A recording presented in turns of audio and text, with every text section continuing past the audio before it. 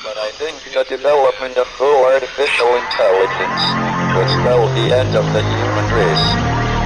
It's a flying object, and we don't know what it is. I would hope somebody is checking it out. It was a rocket or whatever, but incredibly fast, opposite direction. It was too fast to be an airplane. I'm glad the Pentagon is looking at this, because if it poses a threat, I want them on top of it. Well, the craft generates its own gravitational field. So you said there's lights in the sky? The internet has become the command center for criminals and terrorists. 911, what's your emergency? I need help, please help me! Aliens won't let it happen. You know, that's what we're instructed to say. Roswell, Area 51. Alien kept deep under the ground. 1, 0, 1, 1, 1, 0,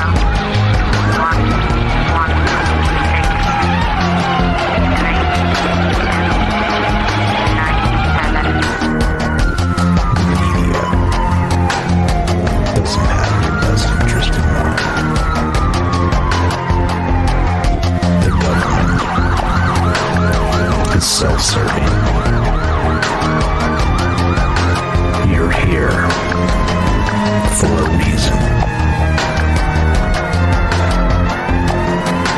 You're listening to Troubled Minds Radio.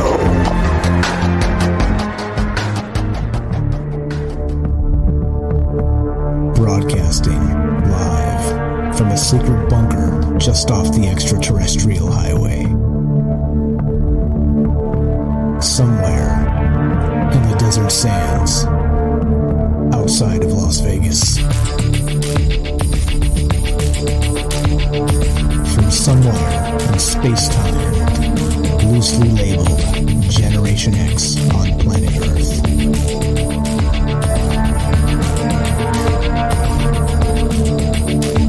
And asking questions of you in earnest into the digital darkness. Good evening and welcome to Troubled Minds Radio. I'm your host, Michael Strange, and hello to all of you who may also have troubled minds. What's going on, guys? It is Thursday night, which of course sounds like a Troubled Minds Friday. We do this Monday, Tuesday, Wednesday, Thursday at 7 p.m. Pacific, and what is it we do? Well, we talk about all the things we're not allowed to talk about. You know what they are. Aliens, conspiracy, the paranormal, the government, academia, the 24-hour news cycle, propaganda, and the general feeling that we live in the upside down. What's going on, guys? Oops, sorry about that. That's my reverb again. Don't mind me. My buttons. So many buttons to press. Thanks, Fred. Appreciate that. Thanks for the heads up. Hey, I'm my own board op, right?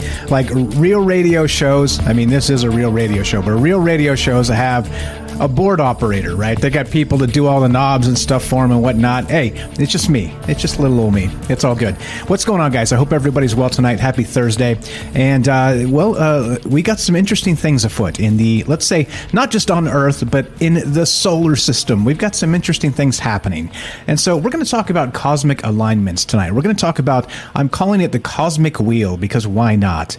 And there's a lot to this, right? Of course, do you think it affects people? Do you think it doesn't affect people? What does it do? Do you think, we're not going to really get into, unless you want to, I don't know a ton about it, but let's say birth signs and things like this. Do you think being born at a particular time gives you some sort of maybe predisposition to be a certain way, right? For instance, many of you know that I'm a Pisces, right?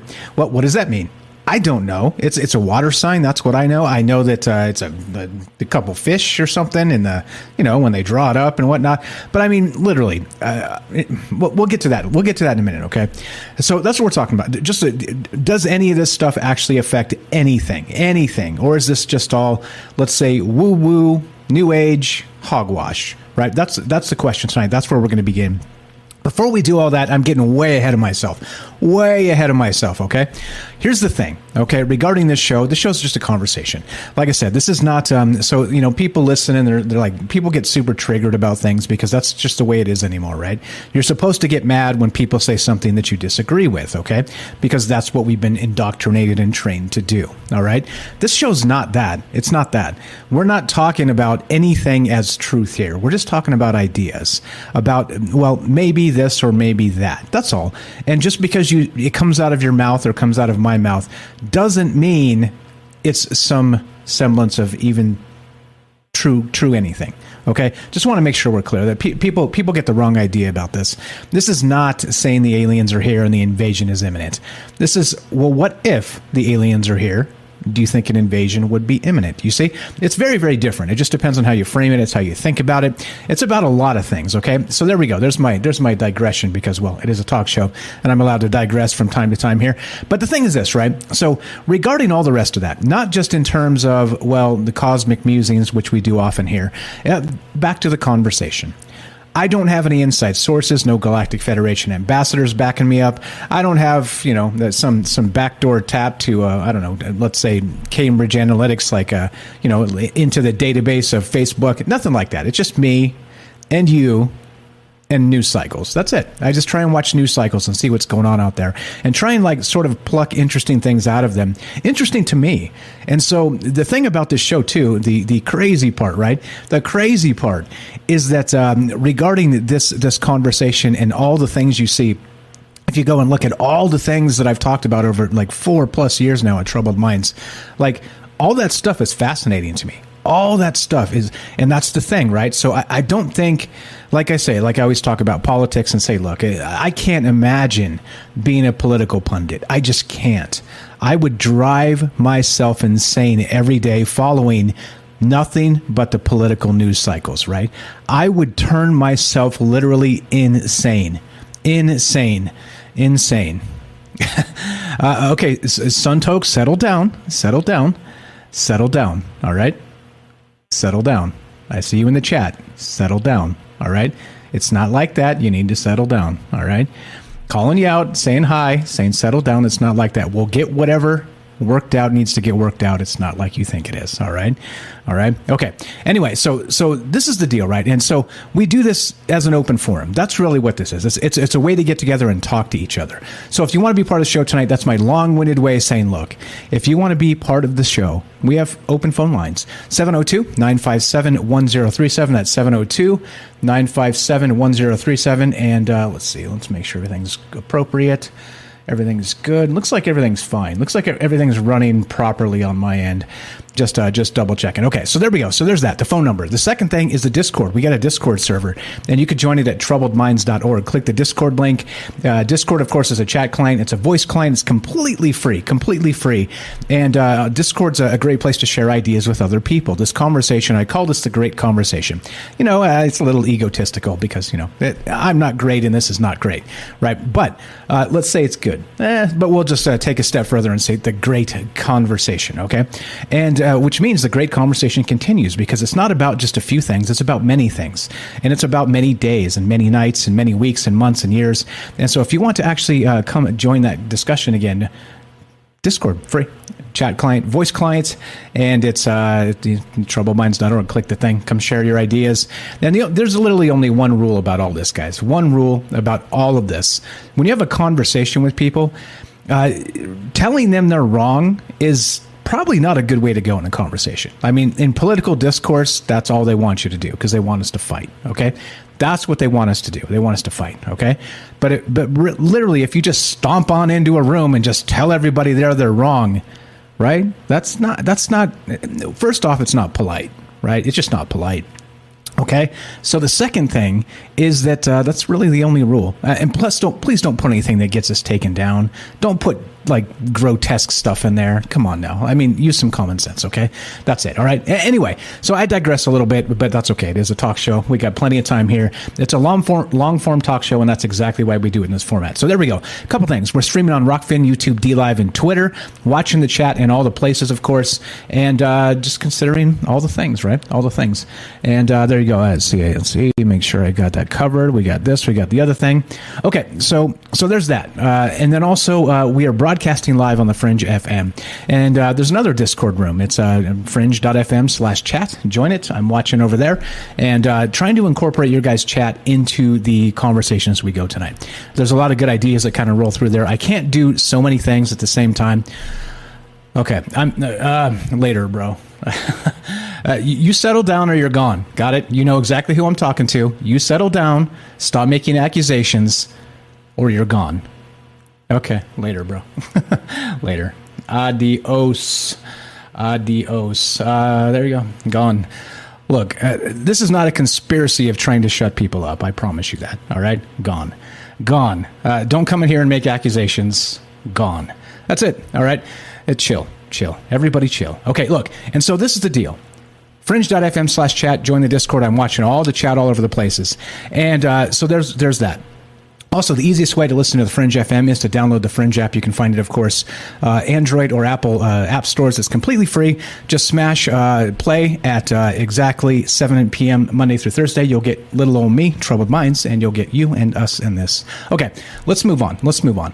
There's no conspiracy here, I promise, of trying to silence anybody. I want to hear what everybody has to say. Okay, but let's start here. This is from KITV4 Island Television. All right, and this is exactly what's going on.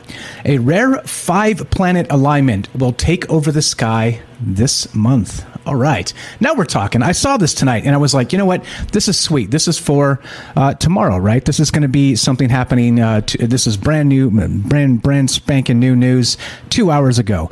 And so I was thinking, right? I was trying to think back a long time ago that I heard when I was a very, very young child. So a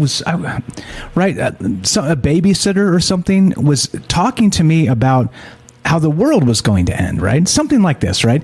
And I was like, what? Like, what are you talking about, right? Like me being young and, not knowing anything.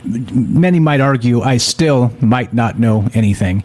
But, I knew less than, let's say. And the thing is, right, the world's going to end. And I was like, what does that mean? Like, what? Right? Like doomsday. I'm like, what does that mean?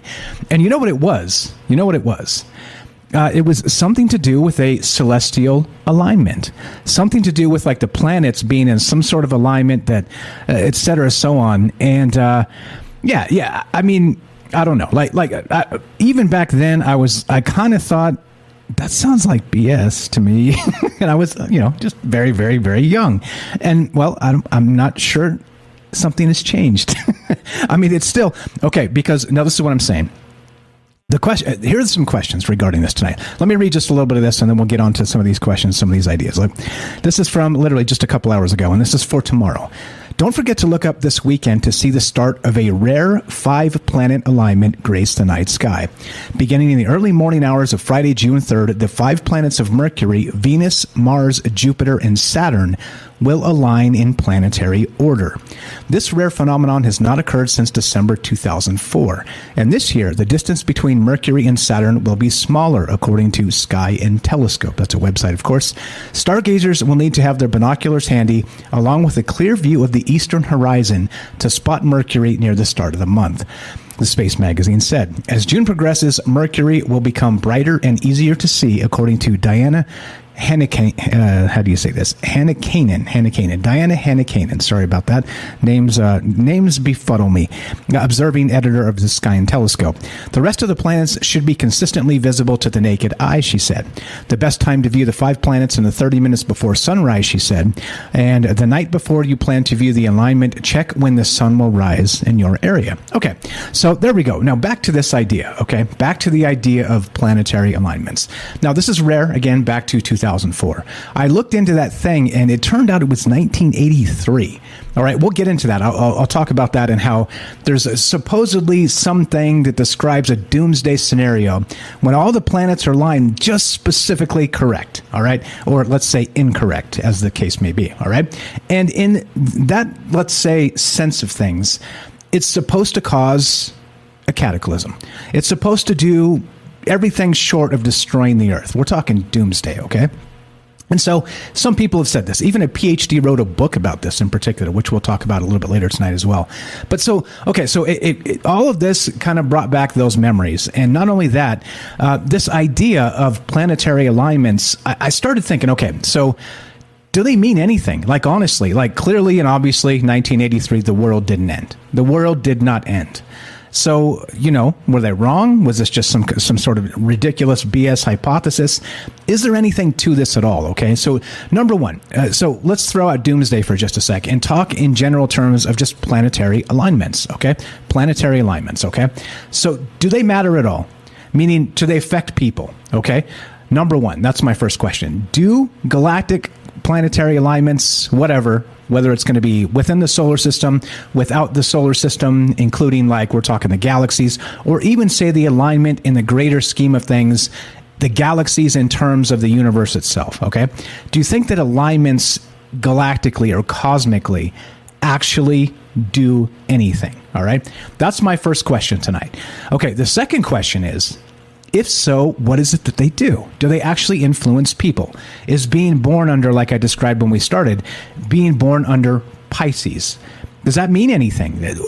I was reading this past week something about Mercury retrograde and being a Pisces, and it's a trying time. Hey, it's hard every day. I mean, if we're being real, the struggle is real, right? So, I mean, with the ebb and flow of things. But can we actually take the ebb and flow of life and sort of extrapolate that to a cosmic scenario? Do you think any of that stuff really affects us at all whatsoever? Okay, there we go. Number three, the next question is, do you think there is some, or can be in any capacity, some sort of a cataclysmic event actually assigned to a galactic alignment, planetary alignment, anything? I don't know, right? I don't know.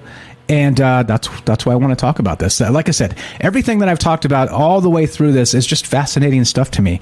Things that I don't know a ton about. Sometimes they say, a little bit about something, and it's dangerous to know a little bit about something.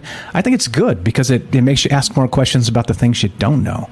And so that's what I'm doing tonight. That's what we're here talking about. And do you think anybody is actually influenced and affected by any of these galactic alignments? That's what I want to know. Number to call again, 702-957-1037. That's 702-957-1037. We'll put you on the show. It's as easy as that. You can click the Discord link at troubledminds.org. And yeah, there we go. So that's where we begin, right? And like I said, my young child self thought it was BS then, okay? Myself today, I still, if I'm being perfectly honest, I still think it's kind of BS, okay? But like I said, and when we talk about truth and we talk about who's the arbiter of truth, it's certainly not me. And I made this comment that I should have made. Shout out to James Salcedo, a good friend of mine, Salcedo Paranormal Podcast out there. I was on his podcast on Friday the 13th. And I meant to, I said in that show, I meant to say that I did say specifically I don't believe in ghosts, okay? But I meant to add, and I think it's important, and I'm going to add it a few more times, just so we're clear on exactly what I'm saying, is that the universe doesn't care what I believe. It just doesn't. Let's say I don't believe in ghosts, and let's say I don't believe anything happens from planetary alignments, right? Well, that doesn't mean ghosts can't be real and something is happening with these planetary alignments. You know what I mean? So I am not that arbiter of truth, and the universe doesn't care, all right? So it's an important distinction to make. It doesn't matter what I think. It matters what you think. I'll handle my reality. You handle yours, okay? That's all. It's super simple. But okay, so it brings me back to that day way back in 1983 as a very young child. I can't even believe I remember this because I was so young.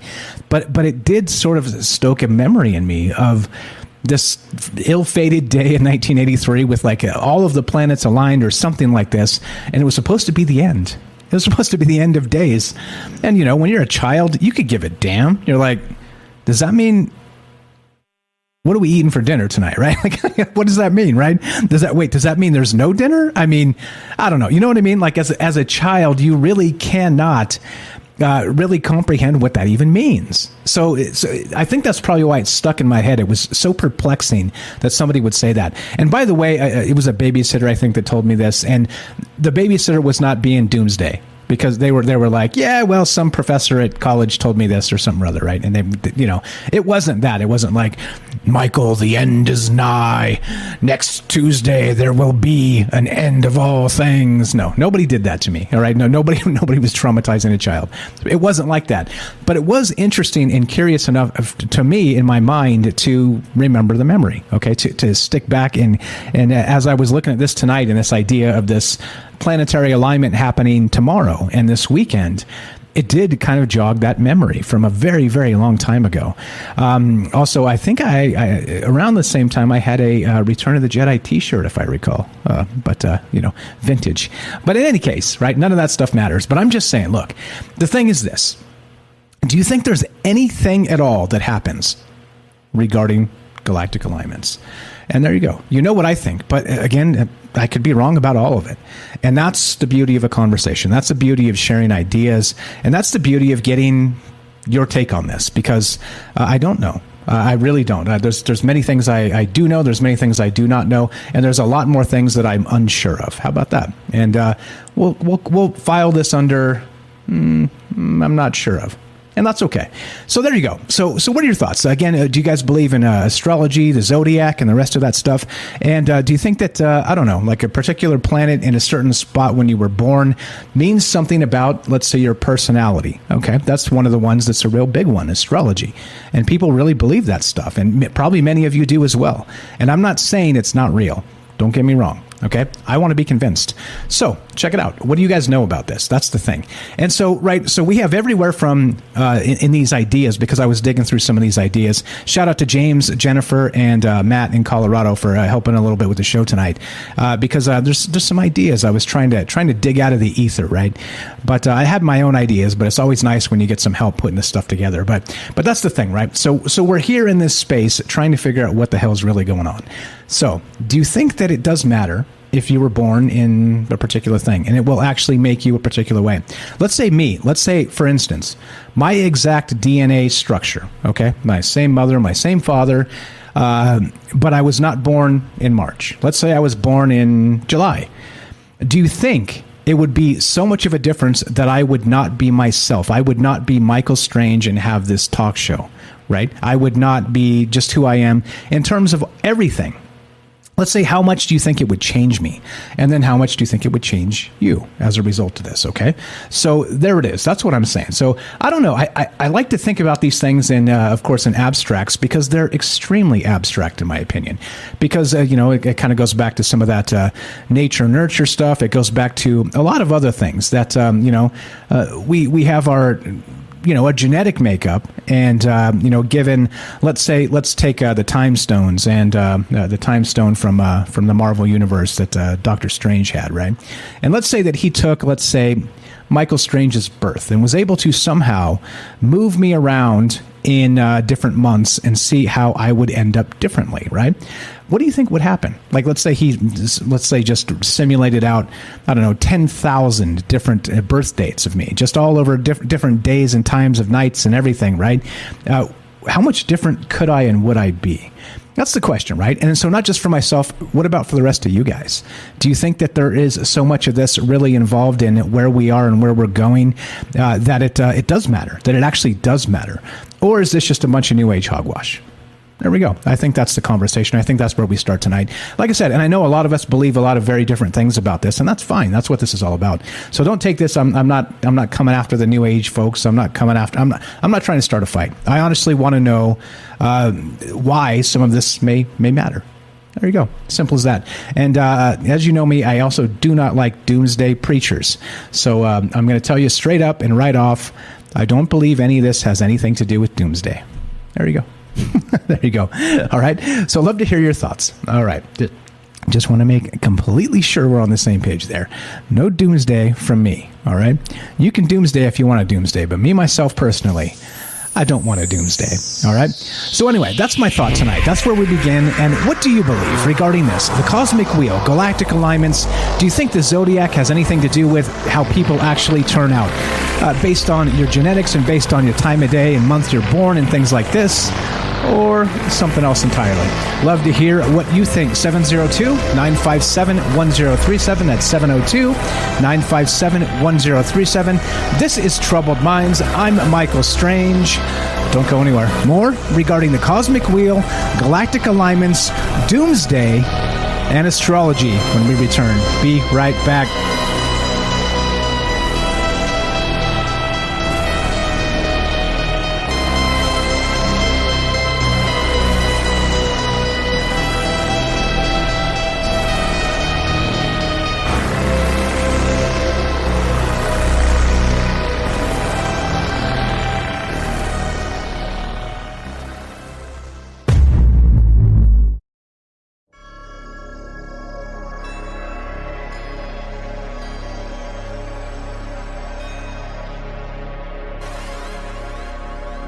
Welcome back to Troubled Minds. I'm your host, Michael Strange, and we are streaming on Rockfin, YouTube, DLive, and Twitter, and we are broadcasting live on the Fringe FM. Tonight, we're talking about the cosmic wheel. We're talking about astrology. We're talking about planetary alignments. Do you think they matter one iota? Or am I missing the forest for the trees here and they matter about quite a lot of things? Now, I'm going to backtrack some of myself because there are some things I do believe regarding cosmic alignments, but like I said, I'm not the arbiter of truth. So let's talk. Let's have a conversation. Give me a call, 702 957-1037. Let me kill this music before it gets freaky. It's about to get freaky. 702-957-1037. We'll put you on the show. It's as easy as that. And we are talking about these cosmic alignments, okay? And like I said, do they matter or do they not matter? And that's the thing. That's what I want to know. I want to know what you believe regarding this. And I will tell you that I do believe some of this to be true, all right? Starting out a little bit saucy to maybe stoke some phone calls. But I do believe some of this is true, now that I just completely 180'd on you guys. But I'll explain what I mean by that, okay, as we go. But I want to hear from you first. 702-957-1037. Let's go to, looks like Matt in Colorado. What's up, my friend? Welcome to Troubled Minds. How are you tonight? Go right ahead.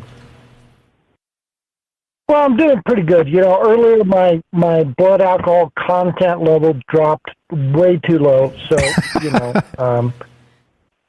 but other than that, I've recovered sufficiently. And, I know you wanted to talk about it later, but, real quick, let's handle, like, astrologically speaking and your sign and if you're a Pisces and whatever. And I actually mentioned this the other night when I had called in and I had just eaten a Snickers bar. Do you remember that? When I was like, I just ate a Snickers, it clogs up my throat. I do remember that. It's not advisable to eat a Snickers bar right when you're calling into a radio show. But hey, you never know when I'm going to pick up the phone on you. I was eating pizza when we started. But my comment was that, I had heard that Pisces, their favorite candy bar is Snickers. And I'm like, yeah, I don't know about astrology, but it turns out Snickers are my favorite candy bar. So you're a Pisces too. So the question, we can confirm or deny all of astrology in one question. Do you love Snickers bars? Okay. Mike, do you love Snickers bars? Okay. Yes, all right. no. All right. So let's put this to rest. All right. Let's put this to rest. I no longer eat sweets as much as possible, but let me tell you something. I do love me a Snickers bar, but I'll also tell you this. It's not my favorite. I kind of like a Twix better than a Snickers. Does that make me not a No, not a Pisces? Here's the thing. I think when they wrote the astrology, the Twix didn't exist because you know what else? I love Twix, and I kind of like them better than the Snickers. And so, that actually goes back to confirm it. We're both Pisces. We like Twix and Snickers, and, maybe there's something about the planets. Okay, maybe. All right, that's fine. Like I said, I'm okay with that. If there's a reason for that, let's talk about it. And I know you're just leading in with a funny thing, and that is a funny thing because I do remember you did say that. So what do you think then about the cosmic alignments? Do you think this actually matters, and why? Love to hear your thoughts, my man. Go right ahead. Yeah, well, I always take notes, and I write down your questions. I write down some of my thoughts, which just like you say, they're just thoughts. I'm not saying like I have the truth. I have some kind of knowledge about this stuff. They're, things I've heard, things I've thought about, whatever. I'm not the arbiter of the truth. You're not the arbiter of the truth. I dig that, man. I dig that when you say that. That's why I listen to you. But number one, do they matter at all? Do they affect people? And, for me personally, years ago, I really wasn't that into astrology. I really didn't, pay it too much attention or give too much credence to it. But one thing happened. I had my natal chart done. I got like this 6-page report, and I read it. And I got to tell you, I was like, wow, this kind of spot on. This describes me very accurately. I was amazed. I was like, wow, this is pretty precise. Maybe there's something to this astrology stuff. And then you can add on to that the Snickers bar. But there was a part of me, and maybe you experienced this too, but there was a part of me that, maybe it's the ego that comes up and says, hey, I'm me, I'm my own person. I have my own personality. It's not determined by the stars. It's not preordained on the date I was born. Maybe that's to you. But where I currently think of it is, I think they have some influence. I don't think it's like total or complete. We still have free will and free choice. We evolve through experiences. That changes our personality. That changes our character. So there's a variety of influences. But I do think, the planets and the astrology stuff might be one of those influences. And your second question was, okay, if so, they have influence. So I'm saying, yeah, they have some influence.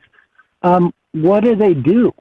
And in terms of how you were born, maybe they set some kind of general characteristics. My chart said I'd make a great teacher, and things along those lines have been true. And they've said, you would be a great writer. And, I've written 4 or 5 books. So maybe some of that. And here's an interesting question, not to take the elevator too fast. I'll do it shortly. But what if the soul chose, like, when I incarnate, because I want to be a writer, I'm going to incarnate when the planets are aligned that are favorable to being a writer. So it's sort of like reversing. Not like the stars determine who you're going to be and influence you, but it's like you actually get to pick what the alignment is according to your plan, which sort of undoes the ego and free will and free choice thing. Nice. Well, maybe not, though. Maybe not, because I love the idea. Now, look, if we're talking about like a reincarnation cycle, then maybe you learn through these reincarnation cycles, the soul maybe picks a better day as it's been around the block once or twice. You know what I mean? Wink, wink. Right? So maybe right? you can call it intelligent. Smarter. It's like in my last lifetime, I picked the wrong star alignment. That lifetime didn't work out so good. So I think I'll wait around till the planets whip around to a little different position before I incarnate. Yeah, right. Maybe. Hey, I love it. I love the idea. That's why we do it. That's why we talk about this stuff, to kind of bring up ideas that each other hasn't thought about yet, and that's perfect. Perfect. I love where your head's at, my man. What else you got? Go right ahead. Well, and I think it's not only like when you're born, what the alignments were of the planet, but let's bring it into current, which is what you were talking about. So does a current alignment of the planets influence you? And I can see how that might happen.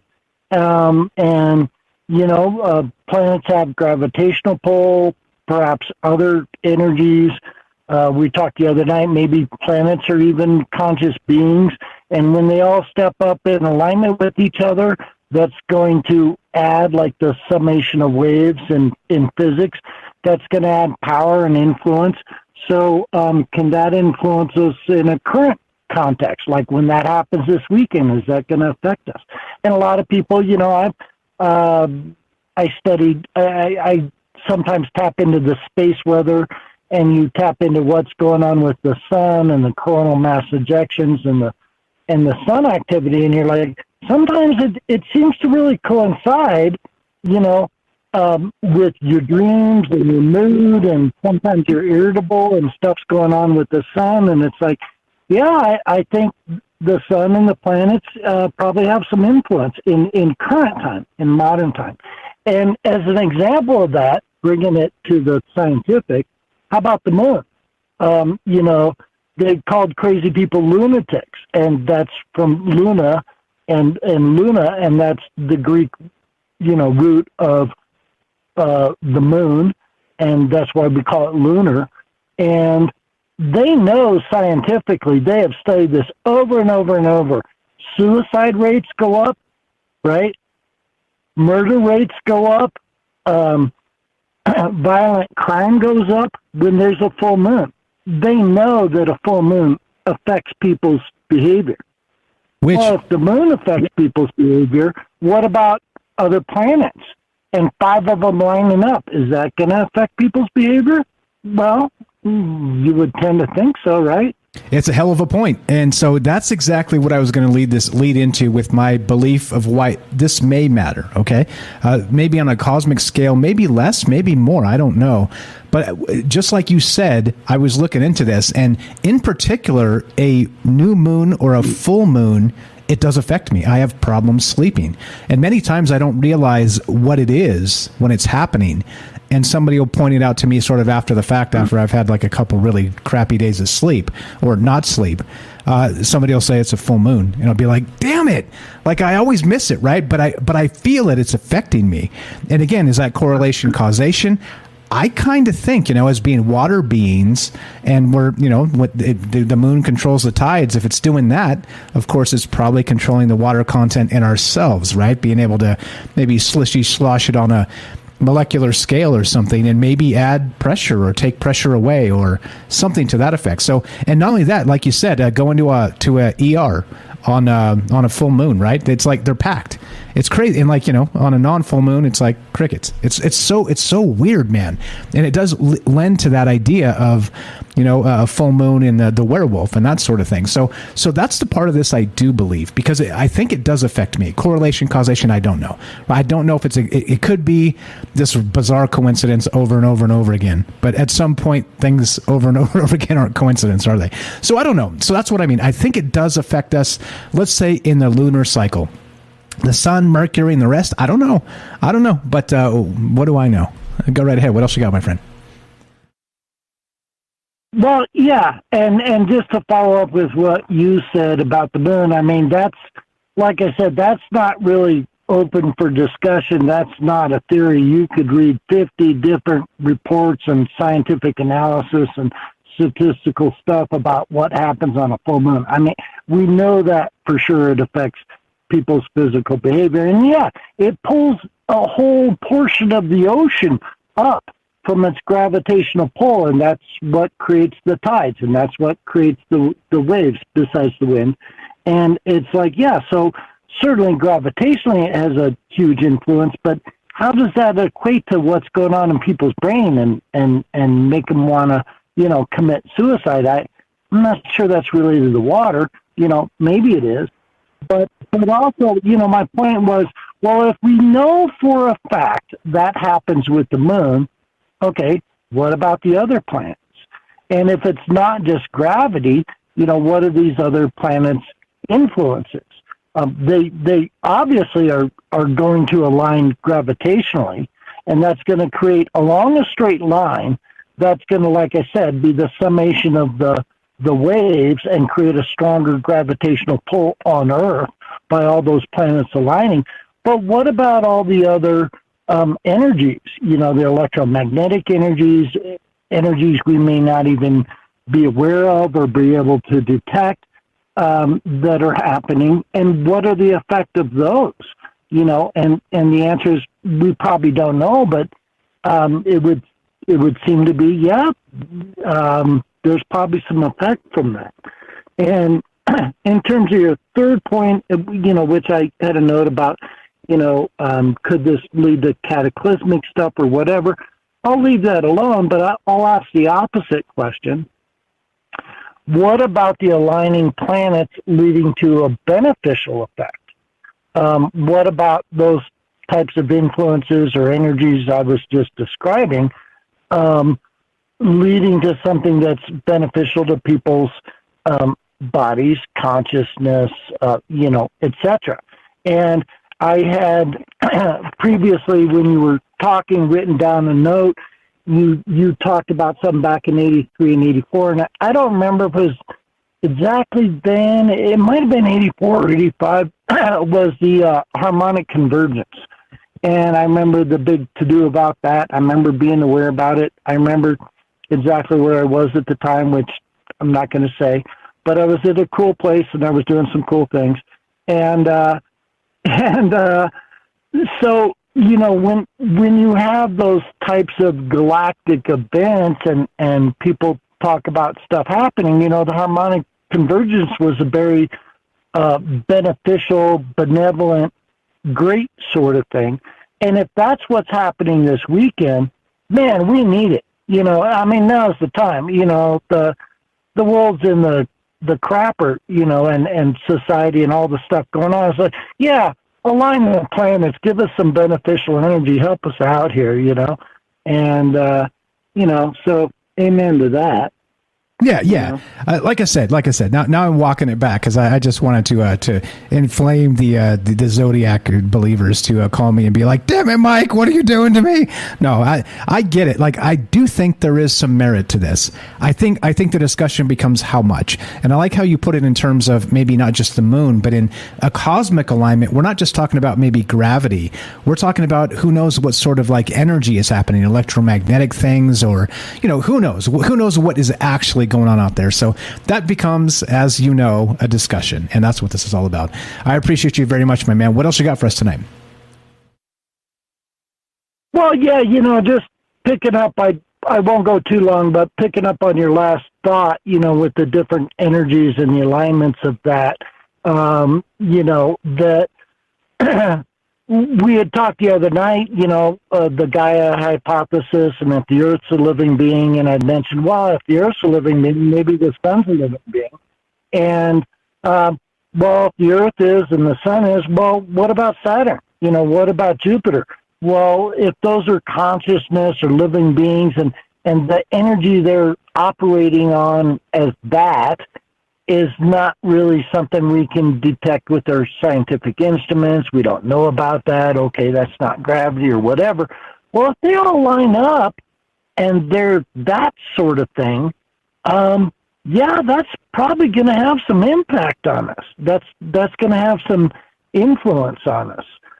So you can kind of take it at a little bigger level than the, what you can gain from the five senses and scientific instruments, and go, hey, we don't know about the other levels of energy or consciousness or et cetera, and really what might be at play here. And if you open your mind to that and ask the questions of that, then it's like, wow, yeah, maybe that has an impact. Maybe that has an influence. I don't know.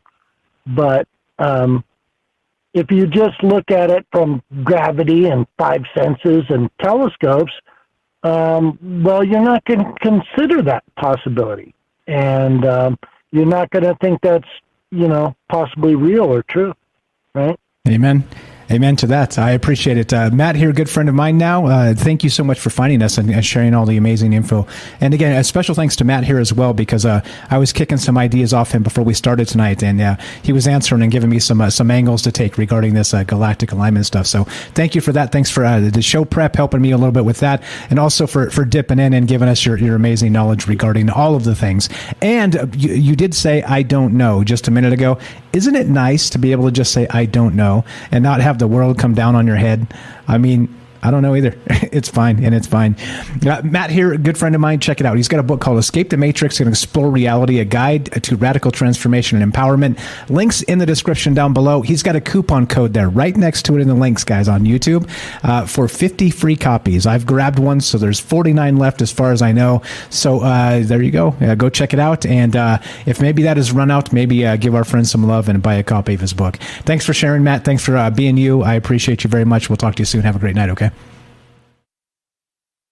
Okay, thanks a lot. Well, maybe we'll come back in the third hour and stuff gets groovy there. So I hope, people that are can hold on to the program, or they switch over to the Fringe, maybe they come back and re-listen to it. And sometimes we take stuff deeper there, so I encourage people to do that as well. Amen, brother. I appreciate you having me on, and I wish you a good night. You as well, my friend. Pleasure's mine. Thanks for the call. There you go. Easy as that, right? It's not easy because Matt's a really smart dude. So we are taking your phone calls, and the topic tonight is of course astrology. Not just astrology, but let's say the planetary alignments. Do you think they matter? Do you think that one iota, like I said, I came out a little saucy in the first segment there because I wanted you guys to call. I wanted you to tell me what you know about this, because I do love to pick your brain. I know a lot of you out there are very, very smart and know a lot about these things and why they may matter to human doings, right? This idea of the cosmic wheel, galactic alignments, like I said. Now, I'm going to walk it back, just like I described with Matt there. I do believe, because I think it is, just like Matt said, it's irrefutable in my opinion. And there are a lot of studies that describe the moon, not just let's say suggesting moods, again, sleep patterns, doing all kinds of different things in its, let's say, its state. It's new moon, full moon, this type of thing, that type. I don't know, right? And cosmically, when you think about just the position of everything kind of rotating the way it's supposed to rotate scientifically, wink, wink, trust the science. What does it mean? Does it matter if we're on this side of the sun or that side of the sun? I mean, they say that our solar system is sort of like rotating around the Milky Way. Does that matter? Milky Way. Somebody said Milky. Well, Daryl said Milky Way dark. There you go. We're gonna talk about Milky Way, the galaxy, but okay, Milky Way dark sounds good to me. I do like dark chocolate, but stop eating sweets. You guys stop tempting me. But okay, so right, in that sense, right, they said that the dinosaurs 65 million years ago. Again, like I said, some people don't believe that's real. Whatever. We're going to go with that and say that when that was happening on Earth, the solar system itself was in a completely different part of the Milky Way, like let's say 45 degrees over. Right? So does that matter? Does our actual, let's say, space that our solar system occupies within the Milky Way, does that matter? You see, this gets bigger and bigger and bigger, okay? But again, like I said, how much of that actually influences people? And I don't know how this turned into a discussion of chocolate, but hey, it's hard to go wrong with chocolate, isn't it? But I'd love to hear your thoughts on this. What do you think regarding the cosmic wheel, galactic alignments, and do you think it is, again, like I said, some of the most, let's say, clickbait type stuff begins with doomsday cataclysm, right? Like people love this stuff. It's like you say, oh, we're all going to die. And suddenly you got an audience, It's like, hey, it's too easy. But then, right, notice the doomsday preachers, the dates come and go, it passes by, and then what? They got to be like, oh, wait, let me go back to the drawing board. My calculations were wrong. We're not all dead yet. Yeah, I missed something. It's next November, guys. It's next November, right? Anyway, here we are, still talking about it. In any case, like I said, it's an easy, cheap way to get clicks and get a following. You just say the end is nigh, and here are the signs. And this is why some of this stuff makes me want to punch myself in the face, all right? Not because, of course, it may or may not be real, but because of the way people exploit these sorts of things. But people exploit all kinds of things, don't they? So anyway, like I said, I don't know the answers here. I do think it's a fascinating conversation. And my question for you guys tonight, as we continue trucking, keep on rolling, thanks again to Matt for the amazing call to kick us off. But what do you believe regarding galactic alignments? Talking in terms of the cosmic wheel. Now, we're talking in terms of, as we begin, sort of a shorter sequence of things. But what about a longer sequence? What about that 65 million years ago and 45 degrees different in the Milky Way? What happens when things get larger and larger? Does it actually change anything about people at all? Love to hear your thoughts. 702-957-1037. That's 702-957-1037. This is Troubled Minds. I'm Michael Strange. What do you think? What do you think regarding astrology, planetary alignments, the cosmic wheel, and of course, we'll get to Doomsday in 1983 in just a moment as well. Be right back. Don't go anywhere. More Troubled Minds on the way, and your calls, of course.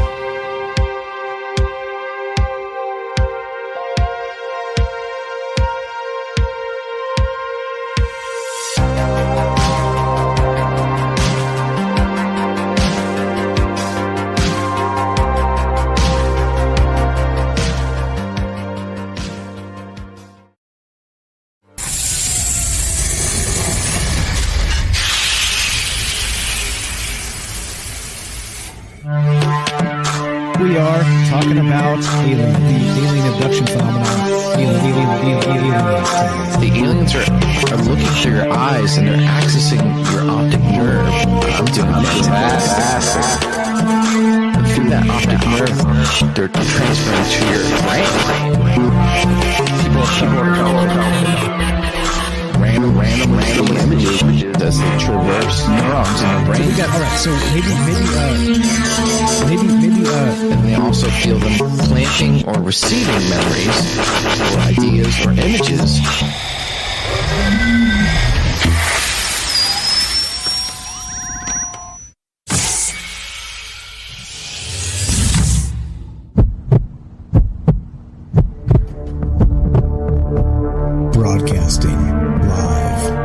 secret bunker just off the extraterrestrial highway.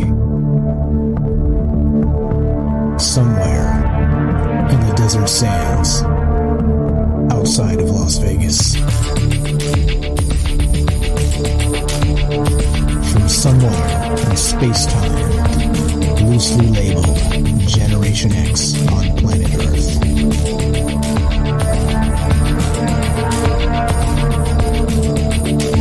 And asking questions of you in earnest into the digital darkness.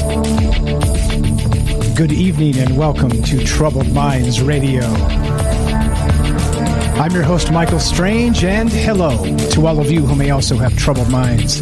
What's going on, guys? It's Thursday night, which is one of the nights we get together to talk about all the things we're not allowed to talk about. That's Monday, Tuesday, Wednesday, Thursday at 7 p.m. Pacific. What are those things, you may wonder? There's too much. I'm going to have to sum up.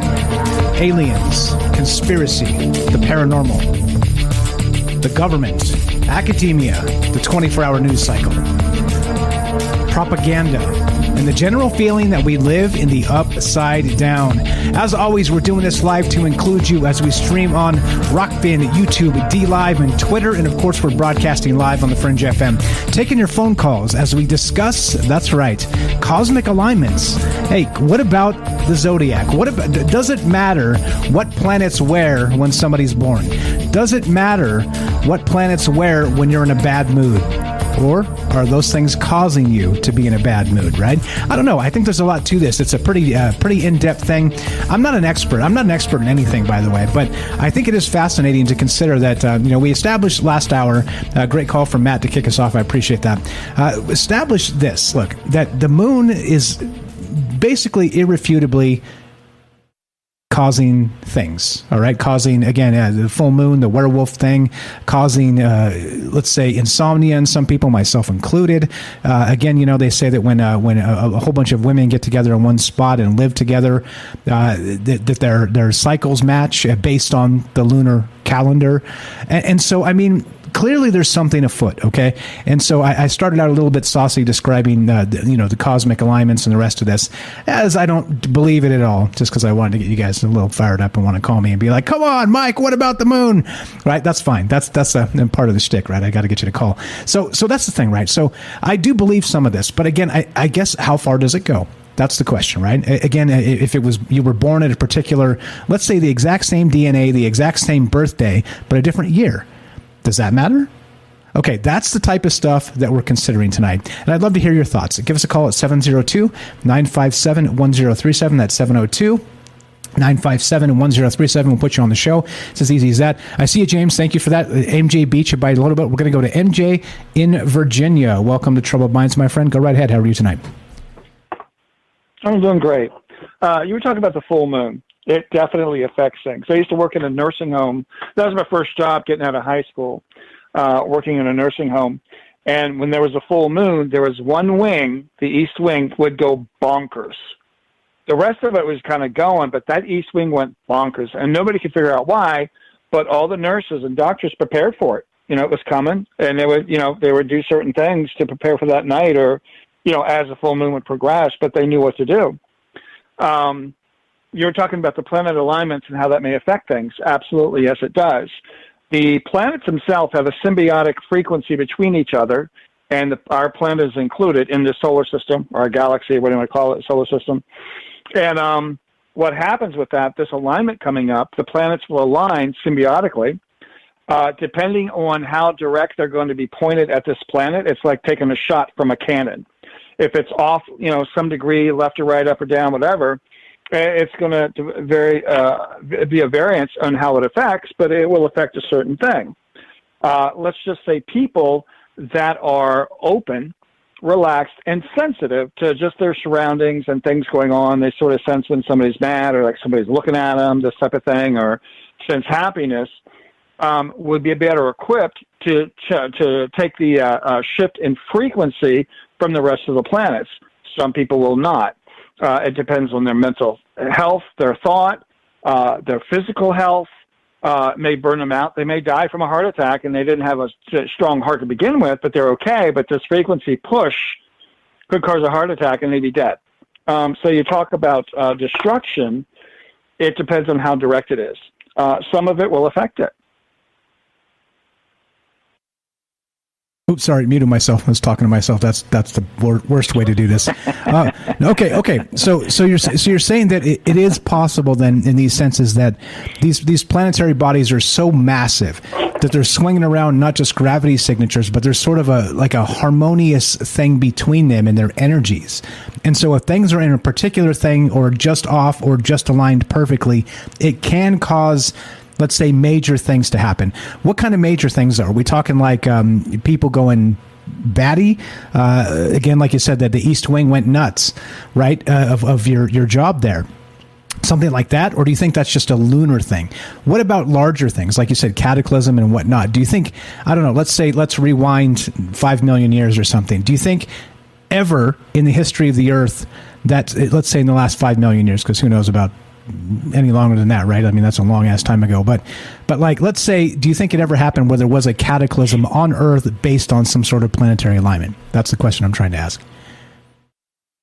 Okay. Quite possibly.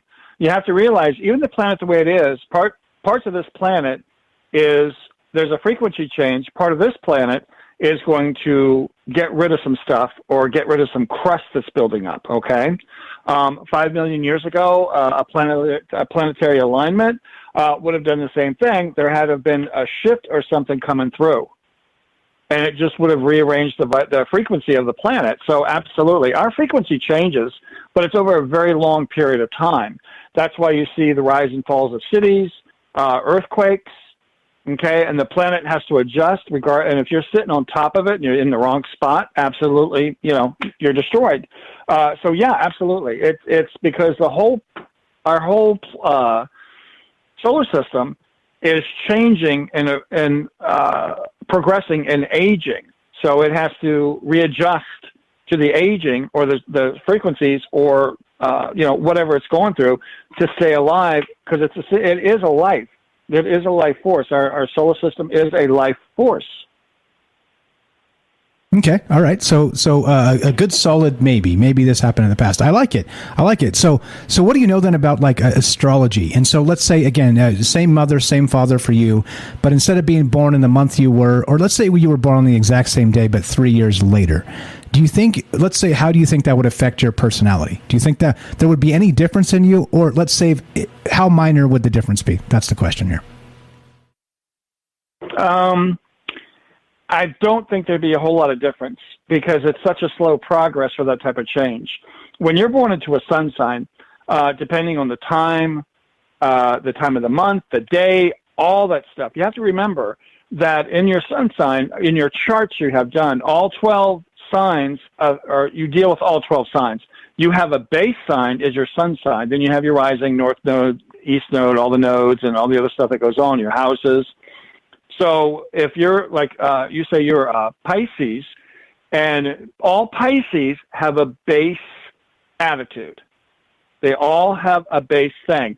Because you're born on a different day or a different time, rearranges some of that, because at that point in time, too, your houses, your nodes, all that stuff is also rearranged to a different time.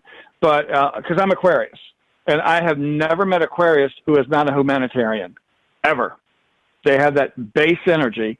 Now, it spans out from different things because of the time they were born and all the other influences, but all 12 signs influence everybody. Okay. All right. So yes, the answer is yes, but it's more minor than we would expect it to be. Meaning that if it was like a longer cycle, like if we said, MJ, you're born on the exact same day with the same DNA, but 1,000 years later, you think they're, again, throwing out technology and culture and society, just the birth, let's say, cycles of the cosmic wheel, then you would be quite a bit different, right? Maybe 1,000 years is too short, right? Maybe even too short in that context. No, I think if you're born under that sign, because you have to remember, you're being born into this solar system. The solar system vibration, the frequencies also lend into all of that, because it's like I said, it's symbiotic. So the changes over millions of years possibly, but I still don't think I think the base energy for each sign may move along, but I think the base energy or your signs are also symbiotic to the frequencies that's going on in the solar system, on this planet, and our vibrations with humans. Because we stay within our frequency and our vibration as humans. It may progress over thousands of years, but we're still going to be within this vibration and this frequency. There's so much room within our vibrations between each other in this frequency that we move as a single cell being, basically. But it's hundreds of million, 700 billion cells in this one cell. So that's what we do. So that part won't change all that much because that's carried with us. Okay, I see. So like usual, it's complicated. Life is not easy, and I think complicated is a fair way to put this. That's good. That's good by me. I'm sure that's fine by you. What else you got regarding galactic alignments, my man? Galactic alignments? Oh, God. It depends on these 5 planets. If they line up and it's directly in line with the planet, you're going to see a lot of stuff go on. People that aren't willing to change or want to hold back or control you, like what's going on now politically, that should be destroyed if it's directly aligned. If not, it's going to kind of feed off to the side. That's that new direction. But you're going to see some changes there. Is what I'm expecting to see some changes in it. Okay. All right. Perfect. I appreciate how you're in tune with a lot of this stuff and can share some ideas here that, again, are over my head. That's the whole point of doing this conversation. You get it. So thank you so much. Anything else while we got you on the phone, my man? Well, I had a symbiotic relationship with my house today. My electric stove finally crapped out, and I thought there was going to be I had a precognate dream about my house burning down over a year ago. And my electric stove was acting up. It has a little problem, but it was really starting to act up. And I just unplugged it, and I went and turned the breaker switch off to that because it has one breaker switch just for the range. And I realized, and this is symbiotic that we're talking about. I went into the kitchen and I rearranged the kitchen, and I'm doing stuff. And I have other means to cook. I just can't bake anymore, or for right now. And I realized the house was calmer in the kitchen. It was more relaxed, and it was happier. Like it had this sigh going on. And I hadn't realized that I thought later, I hadn't realized that when I turned that off, that electrical line goes straight to the kitchen, up to the front door. And when I did that, it actually relaxed the house. There's a calmness in the house that I hadn't had before. And I wasn't really afraid of a fire, but there was something bothering me. It's like you're getting antsy. I turn it off, and it's like things just calm down. Okay. All right. Best healing energy to your house, my friend. Let's hope that it does not come to pass. You're the best, MJ. I appreciate the phone call. Always a pleasure. Thanks for sharing your knowledge and wisdom with us. Have a fantastic night. Okay.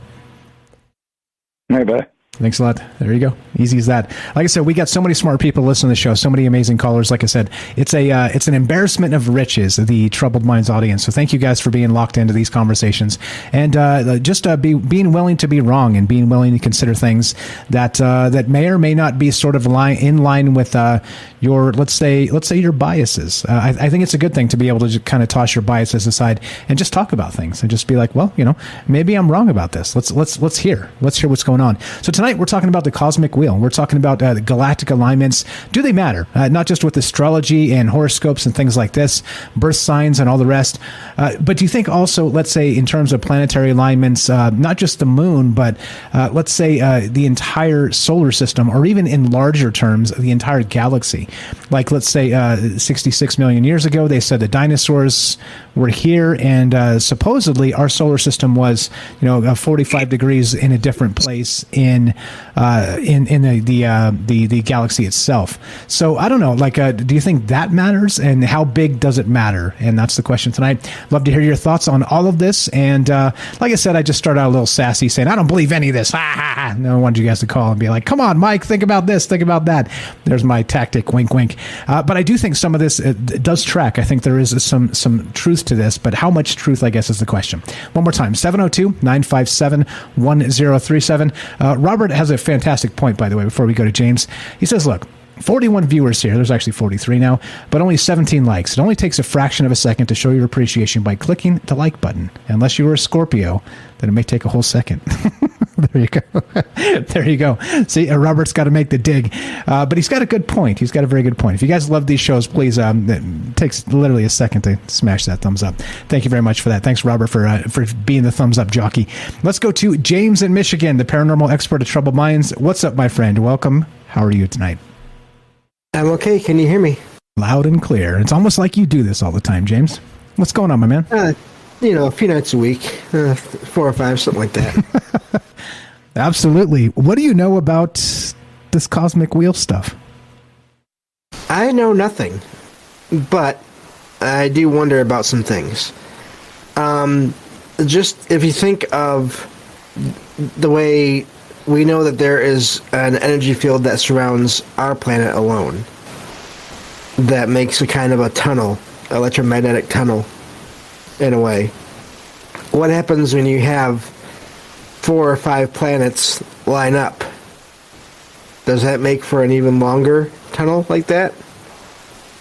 And I'm just wondering, I was just wondering earlier too, I wonder if this has ever happened or will happen, where all of the planets in the galaxy align, and what that would do. And I'd be curious to hear what people think about that as well, because that seems like if you had that happen, where they lined up, and of course then that would be lining up with the sun, that seems like that could be a ton of energy going on there as well. Yeah, it's a great point, and they found recently, actually, we talked about this on the news show. We do a news show on Monday and Friday at 3 p.m. on Twitch, by the way, 3 p.m. Pacific time. But, kind of quick hit news stuff. But we talked about recently that astronomers had found exactly like you're describing, James, like a sort of a electromagnetic portal on both sides. Let's say tunnel is probably more accurate, on both sides of the Earth that stretch out light years. So, like literally, well past what the scope of the entire solar system would be. So I think the crazy part about all of this is that, like you described, if they have sort of these tunnels happening, these electromagnetic tunnels happening, not just around Earth and coinciding, and who knows what kind of stuff is really going on out there. But what about the next level of, like you described, if maybe these tunnels electromagnetically align somehow from the planets themselves and maybe hit Earth, right? Something like that. Maybe it does. Maybe it adds a, I don't know. I can't begin to imagine, if a full moon fills up the ERs and makes the East Wing and MJ's first job go bananas, and werewolves come out at night, what something like this might do to the planet. Those types of things kind of make me go, is this not good, James? Yeah, and he's not wrong. If you listen to enough or look at enough stories of not even necessarily paranormal things, even though that can be the case too, but he's not wrong in that you can find all kinds of stories from people that have experience with the world, matters of, I guess you could say, life and death happening during a full moon that can increase like that. And so, yeah, that is a good question. What would happen? And I'm really wondering, too, how far this could go with aligning. Let's say you align all the planets in this galaxy. What is the next step up from there in terms of the arrangement of galaxies? Hey, then you got to line up the galaxies to be just so, and then what happens? Exactly. Yeah, I have no idea. And how big does it get? What if you got to make a guess on something? Let's say the moon does cause, like you said, MJ's not wrong. He's definitely on the ball there. Full moons, new moons make me lose sleep. I just can't go to sleep sometimes. It's bizarre. But what do you think, let's say, given the end of this, what do you think, let's say, regarding human behavior, these planetary alignments might cause? Do you think it's something similar where it's just like insomnia or like restlessness, or like, what do you think the end of that may be for the human condition, let's say? I don't know, given the way, just from what we've heard tonight through chat and everything and everyone talking, it seems like different people react to the same circumstances in different ways. So I almost wonder if there really would be I kind of have my doubts that there really would ever be some kind of a doomsday thing, just because of an alignment. There may be increases in the severity of certain things or decreases, but I don't know. I feel like that when it comes to like an end of the world kind of thing, or the alignments causing something like that to happen, that's an extreme, and I think extremes are probably outside of human behavior and outside of our current world. I think extremes are not quite as common, maybe, hopefully, in nature as here, as in what we've kind of the artificial world, let's say. Yeah, 100%. And I think the interesting part too regarding that, if you take it larger and larger and go further and further out. I mean, we talk about chaos theory, and chaos theory says that a butterfly flapping its wings in North America caused a hurricane in China, right? Things like this. So you got to wonder if that is actually a thing, and there's any merit to that idea that if those tiny little things could actually cause something catastrophic on the other end of the Earth. Well, what about the planets being aligned just so? Makes you wonder. I'm not saying doomsday is nigh, guys. You know me, I'm not a doom preacher here, but it does make me wonder what kind of stuff is actually possible in the galactic air, let's say. I don't know. What else you got, James? We got about 30 seconds, my friend. No, that's it. I do think that, one of the things, and I'm seeing it in chat, and I agree, is that who knows what kind of portals that these things can open up as well. And I'll just sit back, and I'll jump in later if and when works out better for everyone. Appreciate it, James. James, the paranormal expert of troubled minds. He's got a podcast called Salcedo Paranormal. Check it out. Links in the description down below. Give him a follow. He's got a YouTube channel and a regular old podcast. Follow it wherever podcasts are found. Completely free. He's a really good dude, good friend of mine, and he does good work over there. 5 nights a week, 5 p.m. Pacific. Go say hi to James. Go meet James. He's a good dude. Thanks, James. I appreciate you saving my butt night after night. Thank you so much. Let's roll it. No, let's get the hell out of here and take a quick break. And we got Daryl in New York coming up next. But look, I don't know. I think the question here, I thought there'd be some interest in this show because it is fascinating. Even if you don't believe any of this stuff, it's fascinating because what does it mean when you have all these pieces, chess pieces, let's say, floating around cosmically? You think something changes? Do you think there's an energy transition? Do you think gravitational forces? I mean, there's so many things that you can go, maybe. And I do like the maybe juice. If you want to be part of this discussion tonight, 702-957-1037. That's 702-957-1037. We're talking the cosmic wheel. Do galactic alignments matter? This is Troubled Minds. I'm Michael Strange. Don't go anywhere. More when we return. Be right back.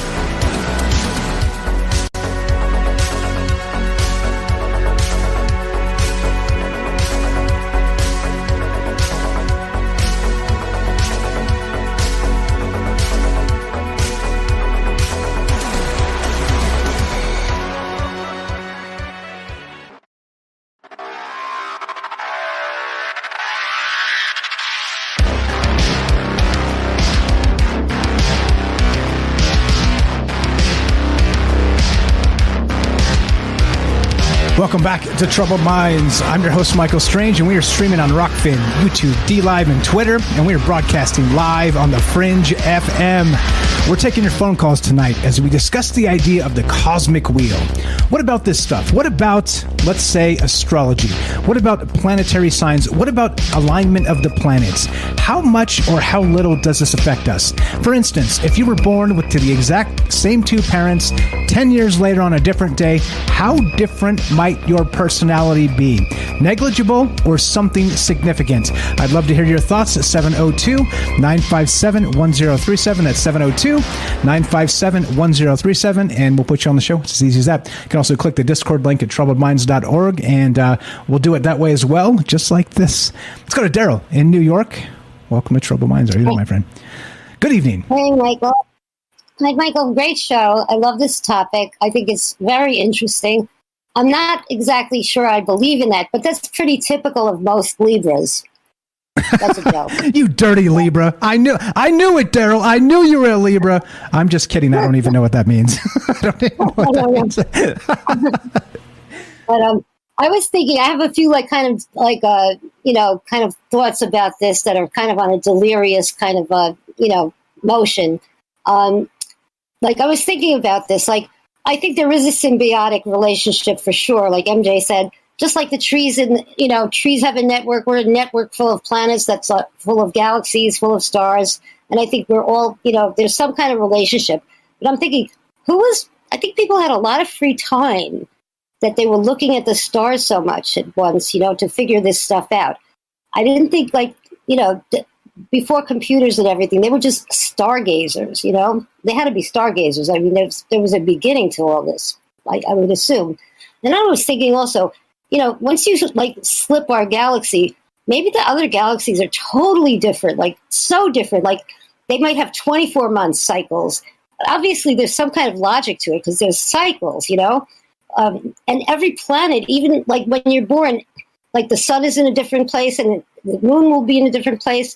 And then every planet, the further away they go, they transition from, your astral signs, from 3 days to 1 week to several months to several years. It's like every 7 years, the further away the planets are, you go through another cycle. And you know how people change every 7 years or every 10 years or 12 years, so there might be something connected to it.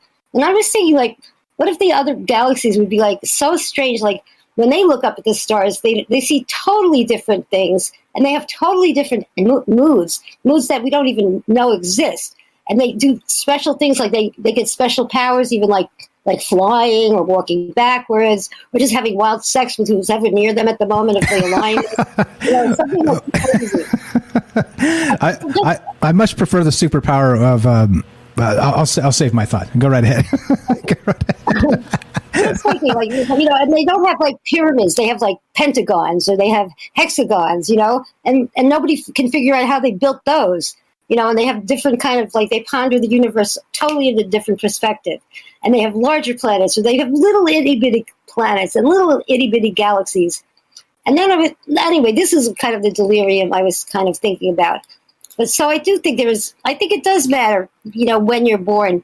And I like what MJ, I think it was MJ who was saying, it was Matt that was saying, maybe you choose when to be born, when the planets are in that perfect place, like Disney plans his movies, or, Soros plans his pandemics, whatever, I think they plan those things very much based on where the stars are. So there's got to be some logic to it. And I think I've mentioned this before. There's a guy named Leo Zagrami. I think he's Italian or French, I forget. He's Italian. And he predicted, I heard him talk about this, I think it was on Lighting the Void. He was so sure something was going to major happen in 2020. And he goes, I know it's going to happen, and it's going to change the world. And he is sure of it. And I heard him saying this so certainly, and I'm thinking, oh, bullshit, And sure enough, that's when COVID happened. And he nailed it. He nailed it. He totally knew that would happen. So I had to start questioning things when I heard him predict that. And also, I've also heard Dutch Sins, who predicts earthquakes based on total science and other patterns that other earthquakes have occurred. And he also predicts that when there's a solar flare, there's going to be more seismic activity. And he was, he's always right. I think he's so accurate, that Dutch Sins. If you want to know when there's going to be an earthquake, and there's so many going on all the time, he knows where it's going to hit, and he gets it within 200 miles and within 7 days, and with the magnitude. He could guess the magnitude, the location, and the timing. So he's pretty accurate. And I was also thinking. Yeah, real quick. Let me get in there. Hold your thought. Right. So it's great that you brought up earthquakes too, because I was reading some of this galactic alignment stuff and the alignments of the planets, and like I said, some people are doom preachers and cataclysms and all the rest of this type of stuff, right? And some of the things they suggest is that the gravitational alignment is part of what will cause these cataclysms, and they always bring up earthquakes as part of that. Mm-hmm. So in those terms, right? I got again tons of links down below if you guys want to check it out on YouTube. They're already there. I was reading about on a bunch of this stuff tonight. But that's a lot of the things that the doom preachers will say regarding planetary alignments. They'll be like, "Oh, the Earth will rock and shake, and right, pole flips, and all kinds of stuff like you would expect them to say." So anyway, that was one of them. So I'm glad you brought up earthquakes. But go ahead. Sorry for interrupting you. No problem. Carry on. That's a good point. And also, I was reading somewhere that the perspective from Earth is that they're lined up. They're not necessarily lined up. That was someone had mentioned that they're not really lined up. That from the perspective of Earth, they appear to be, but that doesn't mean that they are in a row. Exactly. So think about it like this. That's another, I'm glad you brought that up. I was going to talk about that as well. So if from the Earth, if you look out into what we're talking about tonight is this rare 5-planet alignment. Okay. It's happening this weekend, starting tomorrow night, Friday night. Okay. So after you watch Gigi's show, and also, by the way, there should be an announcement tonight, right? Regarding Ryan Gable and the Fringe. Well, anyway, I'm going to be on the Ryan Gable show tomorrow night at, that would be, 11 p.m. Pacific time? So I think Jess Rogie's going to be there. I don't know. Look, there's going to be some things happening. So in case you guys wanted to know, there's that, all right? Maybe tomorrow night, 11 p.m. We'll see you then. But check this out. The rare 5-planet alignment will take over the sky, okay? So now if those planets do align like you were describing, Daryl, what does that mean in terms of standing on Earth? It means you look up and they're sort of in the same plane, right? But if you were to, let's say, float above the plane of the solar system and look down on it, they wouldn't be aligned at all. They would be all over the damn place. It's from our perspective on Earth, looking up at a particular eastern sky, they look aligned. But if you take a step higher and a step back, they're not aligned at all. They're willy-nilly all over the place like they always are. So that becomes a whole nother thing entirely, doesn't it? Exactly. Like you were saying, what if you were born on Mars during the same time period? Would that change your whole astrological? Probably. It would change your whole astrological, chart. You wouldn't be born under the same sign. You might be born under a different sign, and you wouldn't be near the sun. You'd be further away from the sun. So maybe your sun would be another planet, and your moon would be a different planet, whatever's closest. I don't know. Just saying. And I don't know either. That makes two of us. I just had a funny thought. I was thinking, are asteroids and comets the result of a battle from another galaxy, like that destroyed a planet? Because they're kind of like planet matter somewhat. They have a lot of life in them. Maybe we got oceans out of them, and they came from other planets. Maybe they were from other wars that other galaxies have had. And that's why there's an asteroid belt. Supposedly that was from destroying a planet like Maldek or Tiamat. I forget which one. Anyway, I just thought about that. Yeah, we talked about Maldek last night when Matt called in. Tiamat's the other one. So, Tiamat. Exactly. I don't know. Like I said, I wasn't around back then, Daryl, and I think you can probably let's say commiserate with me on that. We're old, but we're not that old, damn it. And so I don't know what really happened back then, but you hear all kinds of stories about that type of stuff. So who knows? Who knows? Gigi had a guest on his show. He was called Bruce May, the Martian, and he gave us a very specific blow by blow, discussion about exactly what happened to his planet and the billions of people that lived there, and how he got incarnated somehow into, he got like planted or immaculately conceived by his mother here. It's a very long story, but maybe Gigi will call in and talk about it. That would be great. But yeah, I was thinking, are those a result of, there's consequences to these things, and maybe how does that screw up the whole balance of our solar systems and our galaxies? And there was only one more thing I want to mention, was the black hole. They just took a picture of the black hole. Did you see that? It's pretty awesome. I did see that. So it's the second time the black hole has been imaged. The last time they did it was a different black hole. Now they did our black hole, Sagittarius A, the one in the middle of the Milky Way. Yeah, I did see that. That's awesome. And did you hear what they sound like also? They had a recording of not only one black hole, like different black holes. I don't know how they get this stuff. I don't even know if they're making this up. But that's a good point. That's a very good point. Who the hell knows, right? But it's one of them sounded beautiful. Like it had perfect harmonies, and it was just a beautiful chord. It sounded like it was breathing a musical chord. And the other one sounded kind of confused and fucked up. I don't know, screwed up. Sorry about that. So they definitely have different resonances, and I think everything's about vibrations. they say. So definitely, I think it could make an impact on your mood. I mean, there's sometimes like I feel very restless. Again, like the full moon thing. I think it does have an impact on us. It's physical. It's all about physics somehow. I think it's very scientific, and it's probably all physics. But I don't know how they figured out how you have your personalities. Is it just observing patterns in people? And, who was the wise man that figured this stuff out and named all these planets and named the constellations and, figured, how much sky watching was involved and how many thousands of years. And India has their own kind of horoscope and China has their own kind of, astrology. There's feng shui and there's all kinds of different, philosophies based on our stars and our planets. So there's got to be something to it. I have to give, they've been around a lot longer than we have, like you said. 100%. 100%. Daryl, you're the best. I appreciate you taking notes and being on point here. Look, this is what happens when you get the best callers in all the radio business. They take notes. They show up with a few points to talk about. They know about how much time they're going to have because we've been doing this a while, haven't we, Daryl? We're not rookies anymore. And I appreciate you so much. Thanks for being prepared and thanks for having great stuff to talk about.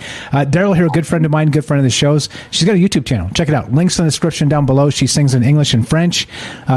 She has some stuff on Morgellons and paranormal stuff on her channel. She also does karaoke on the Troubled Minds Discord. So if you haven't joined that yet, come check it out a couple times a week, probably.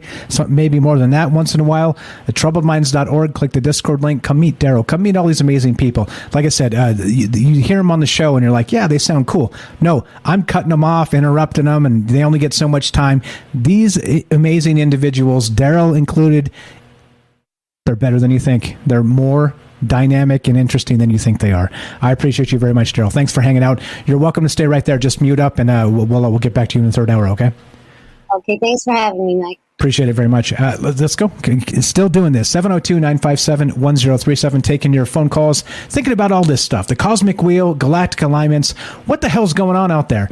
Does this actually affect humanity some way, okay? Or is this literally just somewhere else, something else that we're prognosticating about things that may not matter? I don't know. Like I said, I don't have those answers, and I'm not trying to be I am trying to be a stick in the mud about this because I want you guys to be like, no, Mike, come on, like, think about it. That's what I want. So if I'm trying to be a stick in the mud, I'm trying to be a stick in the mud because I want you to call 702-957-1037. Quick, before we go to APOC, Eric over on Rockfin, I see there, buddy, says, I don't think the sign you're born in makes a significant influence in your life compared to the environment you're raised in. When the stars are in the sky, the day you were born mean little compared to whether you're raised in a nurturing, loving environment or a toxic, abusive environment. What's up, Eric? Thanks for hanging out. And he says, that being said, I do believe the moon does influence behavior.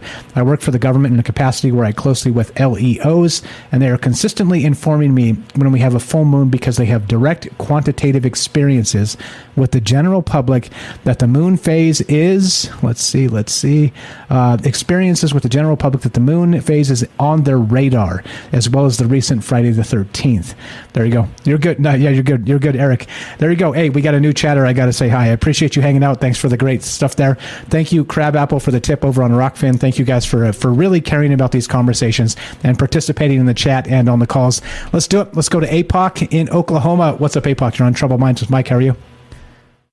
Hey, I'm really glad you read that before I got on because that's really cool. I have three things. The first two are short and the third might be a little bit longer. Sure, go ahead. The moon, when people pour like large metal objects like parts or like machinery parts and like those big bells and stuff like that, there's certain times of the month that they cannot pour that metal because it will inevitably crack, and it's a moon phase that does that. I'm not sure which one. I can't remember. I was trying to look it up, couldn't find it, but it is literally the position of the moon that they have to watch out for, and they can't pour metal, which is pretty interesting. That's the second thing, wild. I've never heard of that. I'm going to look into that. Never heard that. That's amazing. Yeah. I tried to find it. I know it's real, but I tried to find it, and I couldn't do it before I got on. But I was going to try to have a link or something, but I couldn't find it. That's cool. Anyway, God willing, we got time. No sweat. Next point. Go right ahead. Okay, so there's also a theory with the astrological signs that there is something called like a universal sign, and that's, I guess, I'm not sure exactly. I just read a little bit about it, but I think it's when, you know, if you believe in past lives, it's when you have several lives and you've gone through like whatever you need to go through or do or whatever, that those signs apparently help support you in, then you get to like this universal sign where you have a more balanced, I guess, combination of all the signs in your experience in that particular life, which all the signs affect everybody. One of your callers said that. I don't remember who it was. But in respect to what they believe, all the signs affect everybody to a certain degree, and that's why they do charts. Like Axel was talking about a birth chart. That's why they do charts. Why, Axel? Why? No, I'm just kidding. Go ahead. I like to give Axel some crap. Him and our boys, we're like we're in the same birth sign, similar ages, and we're way different. There's a thing for another show. There's a thing for another show. Sorry, go ahead. Go ahead. Damn it, Axel. Why? But I do have to say, you guys are similar in certain ways, which is interesting. Okay. Anyway. Fair enough. But yeah, so if you do a birth chart, my stepmom used to do numerology and birth and astrology birth charts. And by the way, she's a Pisces, weird enough. So if you do a birth chart, you're basically using angles and lines and the linear projection of where these things are in the environment as you are born and throughout your life. It changes through phases. And in respect to that, comes the third point, which is I'm very visual. So I see things as I think them.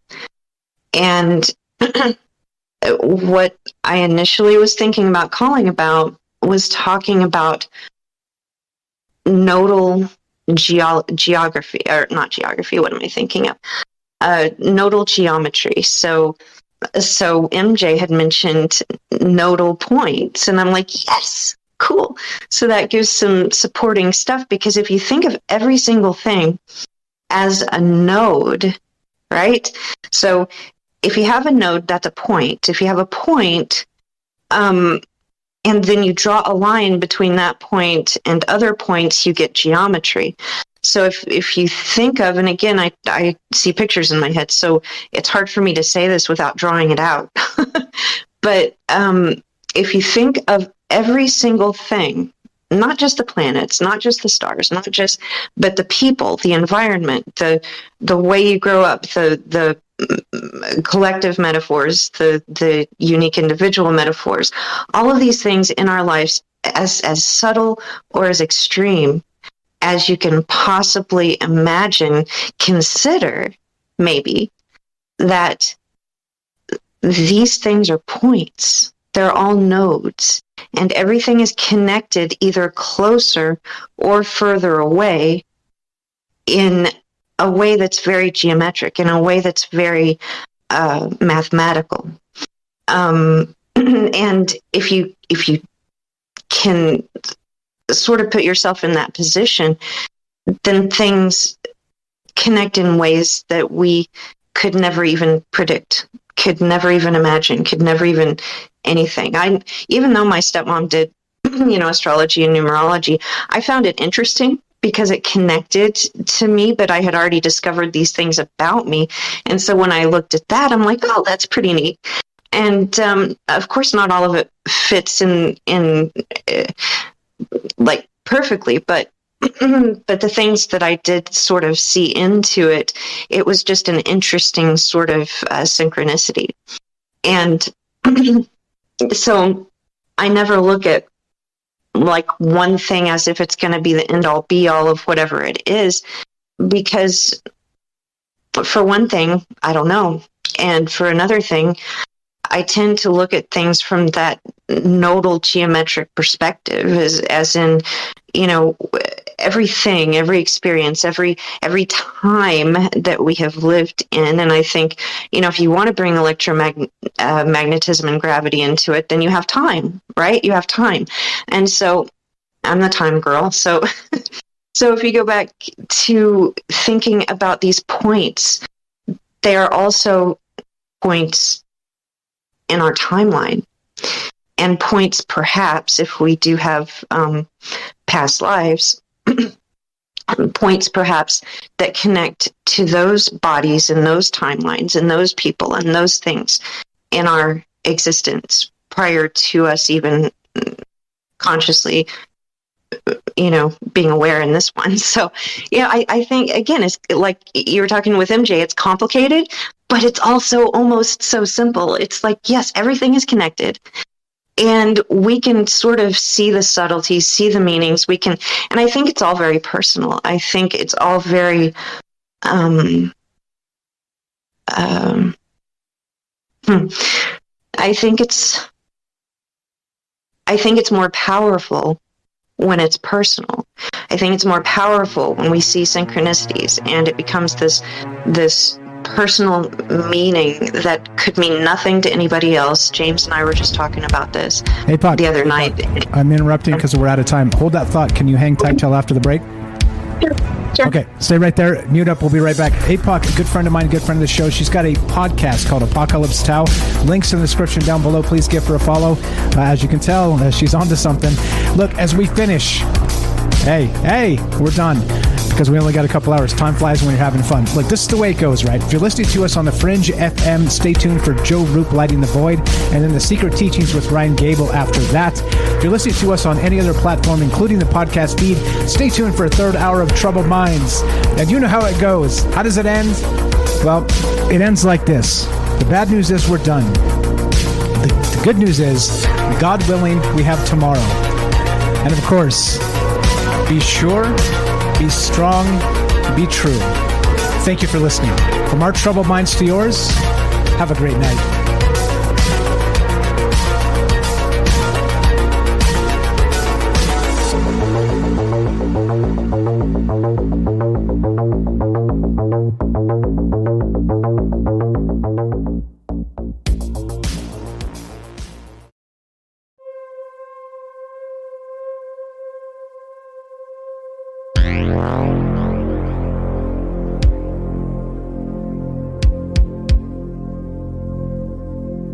When you're good, you're good. All right, let's do it. Let's go right back to APOC. I don't want to make her wait. I cut her off so rudely. We're still doing a third hour of Troubled Minds. We're talking about the cosmic wheel. We're talking about astrology. We're talking about the alignment of planets. Do you think any of this shit matters at all? By the way, we're in the third hour, so if you have a potty mouth, now is your time, because nobody cares anymore. We're off the radio. And let's go right back to APOC, because, well, it's rude to interrupt a lady. That's a lesson for you young men out there. Don't do that. Radio clocks and all. Let's go right back to APOC. APOC, you there? Test 1, 2.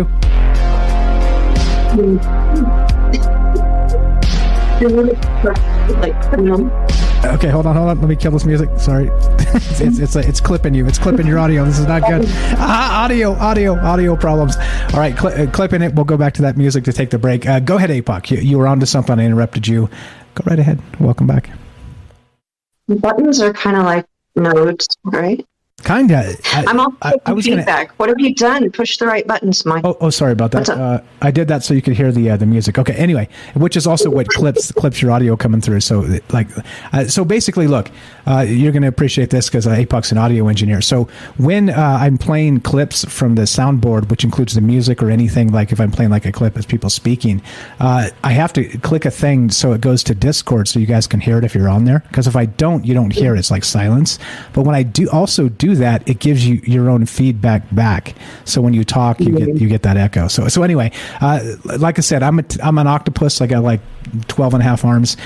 So I'm trying to push all the right buttons, and I can't don't do it all the time. Anyway, I digress. Let's go right back to your thoughts on it. You were bringing up different nodes, and not just that. It kind of reminded me of the idea of Indra's web, right? That sort of thing. And I couldn't stop you and say that because we were out of time. But that's what I was thinking about when you were talking about it. Go right ahead. Welcome back to Troubled Minds.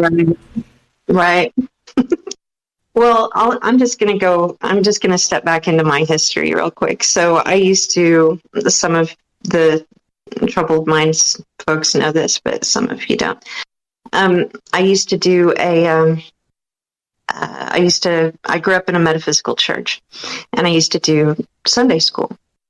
And one of the things that I would do is have the kids draw what they thought God looked like, And one of the things that I found really interesting is that it was like the first time I ever did this. We had the same kids much of the time, but like the first time we ever did this, I'm in my corner. The kids are in their corner. They're all, drawing what they think God looks like. I'm drawing a dot or a circle, a line, another circle, several lines that branch off that, and other circles that attach to those lines, and other lines that attach to those circles. And it was all just lines and circles and nodes and geometry. And that's how I drew my version of what I saw God as being. And I went back to the kids, and guess what? They were drawing similar things. And it was like, wow, that's too cool, but it's like there's a magic in connection, right? There's like a magic in, and if you talk to Rohan, I'm sure he'll tell you there's, sacred geometry has a lot to do with how people practice magic and all that stuff. And by the way, I do not. But so if you think about the frequency of cymatics, you go into cymatics, which is tuning a certain frequency, and you have sand on a board, and that board is vibrating, and it turns into a beautiful structure, on the board. You have that. Those are, that geometry is all attached by nodes. Nodes are similar to the way that nodes connect are similar to frequency, because you can also use frequency to do the same thing that they do in cymatics, which is making a three-dimensional auditory or vibratory field. And you can put styrofoam or physical things within that field. And if it's in the right node, it will stay because it's all connected. So then you have this three-dimensional field of nodal form that creates geometry. And then you look at the ancients and all the structures, related to the pyramids and the standing stones and all that. They have the quartz, which helps contain and also hold and use energy. And energy is frequency, and it all just sort of it all works together, I think. And so it's not about necessarily when was I born, and what does that have to do with who I am now. I think it just all works together. So you're born, the frequency is, it's happening. If it aligns, it doesn't. If it does, it does. If it doesn't, it doesn't. If the other nodes get in the way or do something else or interacts with that, like your community, your culture, your life work, your whatever, those are also nodes. Those are also points. Those are also things very much like the planetary bodies, right? To me. And so we divide it. We call it, psychology. We name things. And thus we sort of divide it instead of seeing it all as kind of one thing that works together. But if we can divide things to communicate them so that we can understand what we're talking about, we can also understand the connection between them, I think, or feel that connection. I'm more of a kind of feeling person. So feelings and pictures. but if we can put that together and sort of feel intuitively or feel even intellectually, because that's a feeling too, right? We can look at these things from our own nodule, from our own point, from our own node, and we can see what those things mean to us. And we can look at things from our own geometry and our own field of view, our own perspective, and say, a lot of these things could mean things. They could mean something to different things to everybody. But what does it mean to me? What is my truth? What is my resonance in all of this? And I think that's what's important. I don't think that knowing your sign is important. I don't think that doing your numerology is important. I don't think that all of these things are important. I think it's all within us. Yeah. Like I always say, hey, like I'll APOC, I'll handle my reality. You handle yours. And from time to time, we'll share them. We'll talk to each other, right? And that's okay. That's all okay. That's what this is all about, right? And I think that's the most fascinating thing to me about reality itself is that, like I said, in regarding the idea of questions, as you ask 1,000 people the same question, and you're going to get maybe not 1,000 different answers, but you're going to get a lot of different answers, and that's magical in a way. It's like, hey, for every single thing somebody wants to say, there's going to be a whole bunch of other things people say that are not like that thing.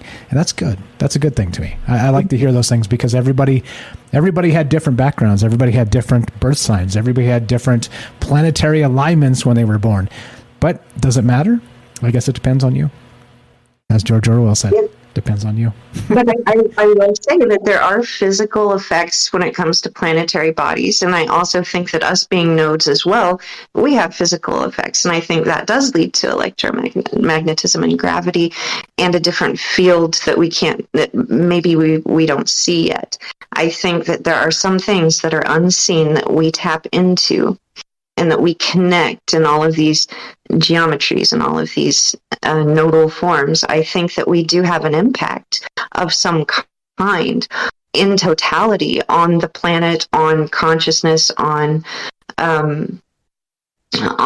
maybe even everything in existence. If you look at the universe as a fractal form, which also brings it back to geometry, but I do think that we do have an impact. I'm not saying that we're all separate and connected. I'm saying it's all of the above, and that we are connected and also independent, and also we can see things from a lot of different perspectives, and we can also use multiple perspectives and empathy and putting ourselves in other geometries and other positions of perspective to gain insight, to broaden our perspectives and maybe gain some things we might have forgotten or get some things new that we never thought of, So yeah, I think it's all of the above in this. I'm right there. D, all of the above. So just a little comedy relief there because APOC's too on point. It freaks me out a little bit. This is the thing. I sent him this the thumbnail to a friend of mine before we started. The cosmic wheel, do galactic alignments matter? He sent it back and said, yes, of course they do. He says, there you go, sir. Saved you 3 hours. There it is. There it is. Shout out if you're listening, buddy. You know who you are.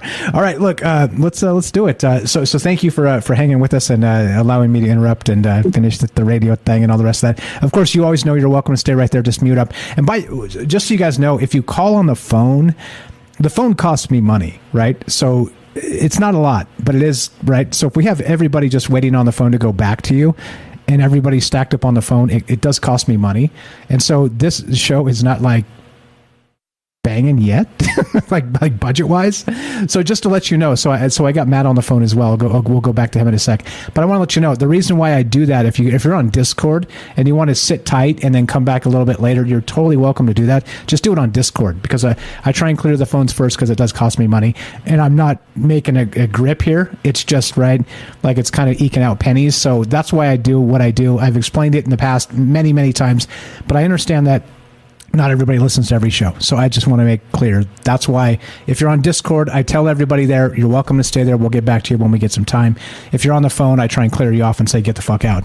That's right. That's why. So Matt in Colorado, if you dip into Discord, you're welcome to stay there. All right. Just anyway. So don't hang up. Stay there. I'll get back. I'll get to you in just a sec, Matt.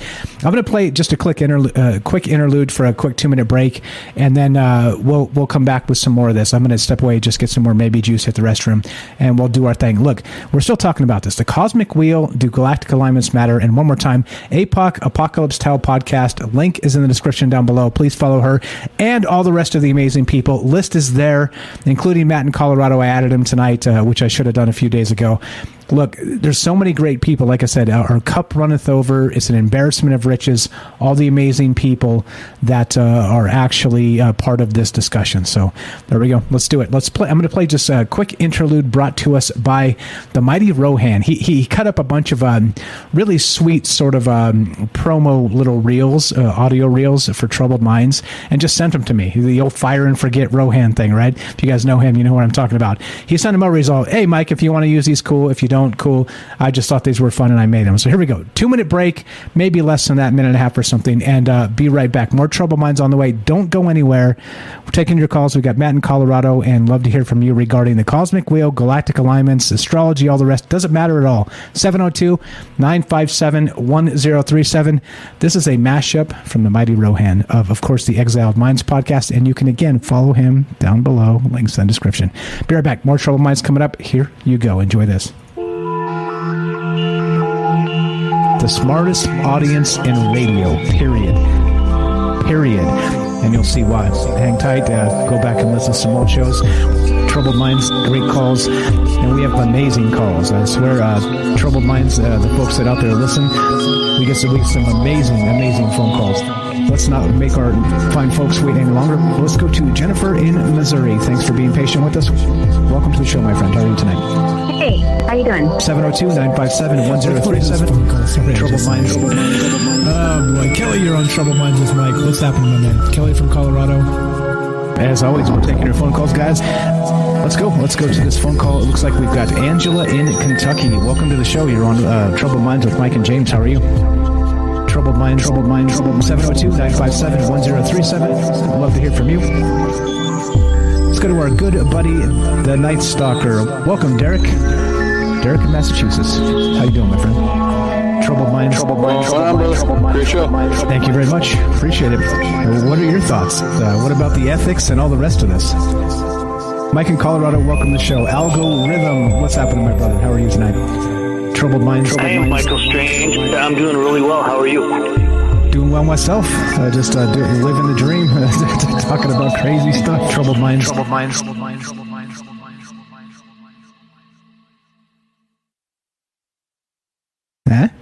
Huh? Applause. Bravo. Thank you to the mighty Rohan for sending that out and sending that to me. He sent those to me a long time ago. I got some other stuff to play from him, but it's just he goes back to the old shows and cuts out some things to talk about, and there it is. Buttons. I got you, APOC. Sorry about that. Like I said. You guys missed the first part, but I was saying, like in the clip, the folks on Discord, because they didn't press the appropriate button at the appropriate time. It started out with the smartest callers in radio. Troubled minds. Anyway, so there you go. Just doing our thing. Like I said, it's just a way to appreciate you guys for all the amazing ideas you bring to these conversations. Like I said, I'm not trying to tell anybody this is right or this is wrong. Let's talk about it. And that's like I said, it's sort of a lost art anymore. And let's just do it. Unless you're Axel, then Axel Steele. If you're out there listening, I'm talking to you, brother. All right, just kidding. Of course, I like the Yankees chant. All right, so 702-957-1037. That's 702-957-1037. Click the Discord link at troubleminds.org. We'll put you on the show. Let's go to Matt in Colorado. What's up, my friend? Welcome back. Go right ahead. What's on your mind? I'm sure you have some new ideas from the individuals that called between your last call. Yeah, I had some. I had to get with a friend briefly, so I missed part of it. But, so I missed James's call, unfortunately. But, for APOC's last call, I'm not good at brevity, but I would just say ditto. She nailed a lot of good points. She said it very well. And she said, it's all connected. She was talking about the nodes. She was talking about the geometry, the sacred geometry, the cymatica, and the sound, and they can do the same thing with frequency. And once we start to understand that stuff, we understand that all those things interlap, they interconnect. It reminds me of, but a little different than Einstein's quest for the unified field theory. And it's all interconnected, different stuff, some's electromagnetic, some's sacred geometry, some's planetary, some's gravity or whatever, but it all interrelates and works together in some kind of unified system that we haven't been able to grasp yet. And that's what she was talking about. And I think the point she was trying to make is all of those have influences. Your family members, your neighbor does, your city does, your country does, your astrology does, the alignments of your planets do. All those are interconnected and have varying levels of influences and effects and impacts. And yeah, right on, APOC. Yeah, ditto. You're on the ball. I'm with you. Brevity is not my strong point. Ditto. Go ahead, sir. Yeah. I was thinking about, we discussed earlier today that, I wanted to take it to the galactic level. Okay, so we got these planetary alignments, and you mentioned earlier on the show, okay, so whatever, however many thousands of years ago, our alignment galactically in a spiral galaxy of the Milky Way, we were off by 45 degrees or whatever. And so if we're circling around, and that period, for those who don't know, is like pretty much right in there with 27,500 years, and that's what's known as the precession of the equinoxes. So what that means, like if you look up at the 12 zodiac signs and you look up at the stars, they're in a certain position in the sky, and they map those out, they track those, they've done that for thousands of years. Well, they move slightly from year to year to year, over hundreds of years, over 1,000 years. And so year after year, they're not in exactly the same spot. So that's why it's called precession. They proceed, they move. Okay. Well, as they're moving, they're going to go in a circle, because we're going in a circle around the Milky Way. And so our view of the stars and the constellations is going to change and go around in a circle. Well, when you go around a circle, you come back to the beginning point.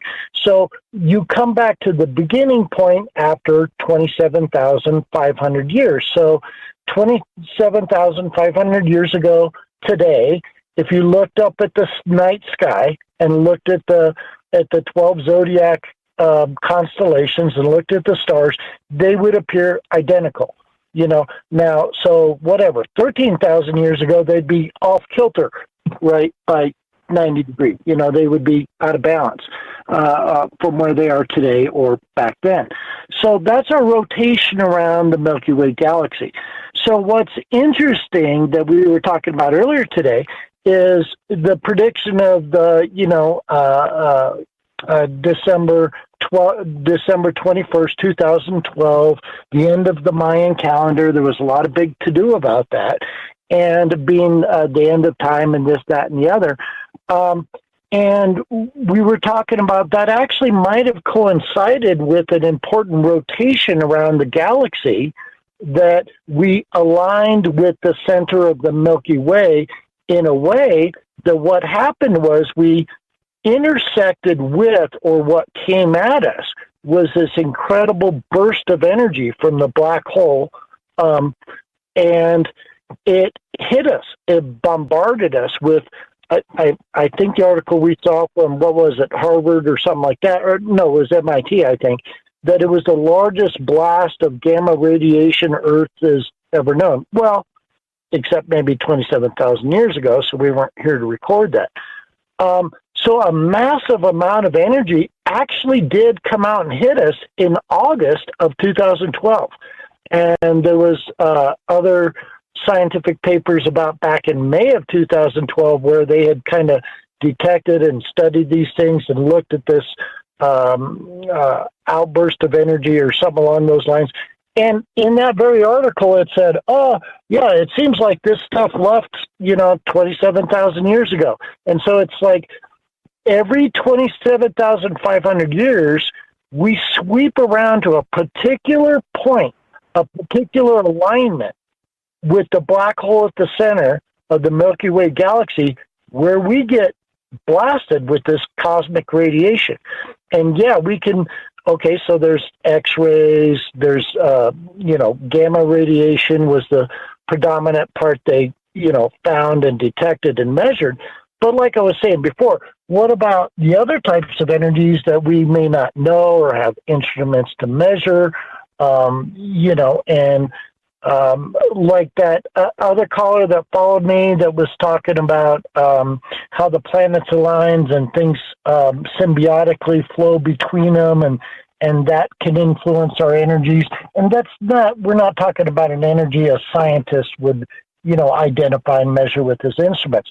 So, one question is, when all this stuff came out from the center of the Milky Way galaxy and the black hole, what was it? Where did it come from? Why did it come? Was there some precipitous about the time that it hit us? What was the impact of it? If you go back to Darwin's theory of evolution, right, you have adaptation, right? You have survival of the fittest, but what was the third part? And that was mutation. And we definitely know that radiation, gamma radiation, things like that, causes genes to mutate. So, whoa, we just got hit with this largest amount of gamma radiation ever. What's that doing in terms of mutation of the planet, of human genes? What other kind of energies were in there? What are the effects of this? I mean, this might have been a really big deal. So, yeah, you talk planetary alignments, that's cool. But aligning with the center of the galaxy, that might be even kind of cooler. That might be even more important. And, I remember the other night you made this comment we were talking about interdimensional beings and whatever, and you said, yeah, what if they're just all sitting around at the edge of the black hole in the center of the Milky Way, hanging around in a hot tub? And I'm like, well, maybe there are beings like that. Maybe these emissions and different things are being intelligently orchestrated or controlled. But, I think that galactic alignment with the black hole, you're talking so much more energy, perhaps so much more influence. And what the heck has that done? What is it doing? How is it changing us? Physically, genetically, conscious-wise? You see what I'm saying? Yeah, back to what you love to say, and I concur with you. It's complicated. I think that in terms of human terms, just being a person is complicated. But then you start to think of being a human in cosmic terms, and that becomes infinitely more complicated. What kind of forces are actually I don't want to say controlling us, let's say affecting us? And I'm with you 100% on this, in that, well, we don't know. And you got to consider that maybe there's some shit happening out there. Maybe this invisible world that's, concurrent with our own that we just can't see. It's that, stepping through the veil, this type of thing. Whatever that means, like in woo-woo terms, you say stepping through the veil, or the veil becomes thin, or things like this, right? You say that in woo-woo terms. But again, like we said, what's his name? Arthur C. Clarke, science, technology become indistinguishable. This type of thing at some point. So I think in those terms, right, it's you never know. You never know who's actually affecting us, or what specifically is affecting us. And I say who in terms of people or entities, and I don't know what that means. Maybe like, let's say Earth, like we talked about this previous week, is a nature spirit in and of itself. Let's say Earth itself is a nature spirit, the Gaia hypothesis, that whole thing, like we talked about last night with Mars a little bit. What about the Mars? If Gaia is Mother Earth and like the queen of life, right? And literally a Mother Earth of bringing us and nurturing us and all the rest of that. If Mars in that same context is the opposite, that's the god of war. And so you might wonder if planetary, let's say, consciousness or sentience is a thing. Well, some things start to track, don't they? I don't know, man. As you know, I think it's more important the conversation and the ideas and just kind of kicking them back and forth like a, just kind of we're sipping some maybe juice on the playground, kicking a ball back and forth, talking about amazing shit, and that's what it's about. And that's what's great about Matt in Colorado, because he gets it. He showed up, and like from day one, this guy got it. I appreciate that you're picking up the vibe, and you're part of this family so super fast. I appreciate you, bro. We got the calls behind you, but give us your final thought. And I do love all the ideas you brought up. And like I said, special thanks to Matt tonight. He was kicking me some ideas, not just about this Milky Way thing. And what I want to add to that as well, the Milky Way, as it spins, if there's some sort of radiation blasting out in these large cycles, maybe that's the great filter. They talk about the great filter in terms of aliens and whatnot, but maybe every time we revolve around, let's say halfway through or something, we get blasted from both sides, and it keeps us from being, I don't know, ascended or something. I don't know. Go right ahead, Matt. You're the best, bro. Well, yeah, I didn't have a final thought, but now that you said that, maybe when we spin around and we get that blast, that's what helps us, get ascended or get more conscious. And like I said before, hey, man, now's the time. The planet is in need. Give us all the help you got. If there's guys in the Galactic Center sitting around the hot tub, it's like, help us out, man. Send us some energy, help lift the consciousness and the vibration. Let's get some more love going on, because there's some pretty messed up stuff happening here. But yeah, and I do think, like you were saying, on just generally speaking, I think there's multiple levels of what you might call energy, some that are scientific, some that are known, some that might be scientifically detectable where we don't have the instruments, and some that are more woo-woo. And I think it's all of those. And we just have no clue, first of all, what all of them are, and we don't have a clue what the effects are. But back to the bottom line topic of the story, the show, does this stuff affect us? Yeah, I think it does. How does it affect us? I don't know, man. I don't know, but it does. Hey, again, you're the best, Matt. Isn't it cathartic to just say, I don't know?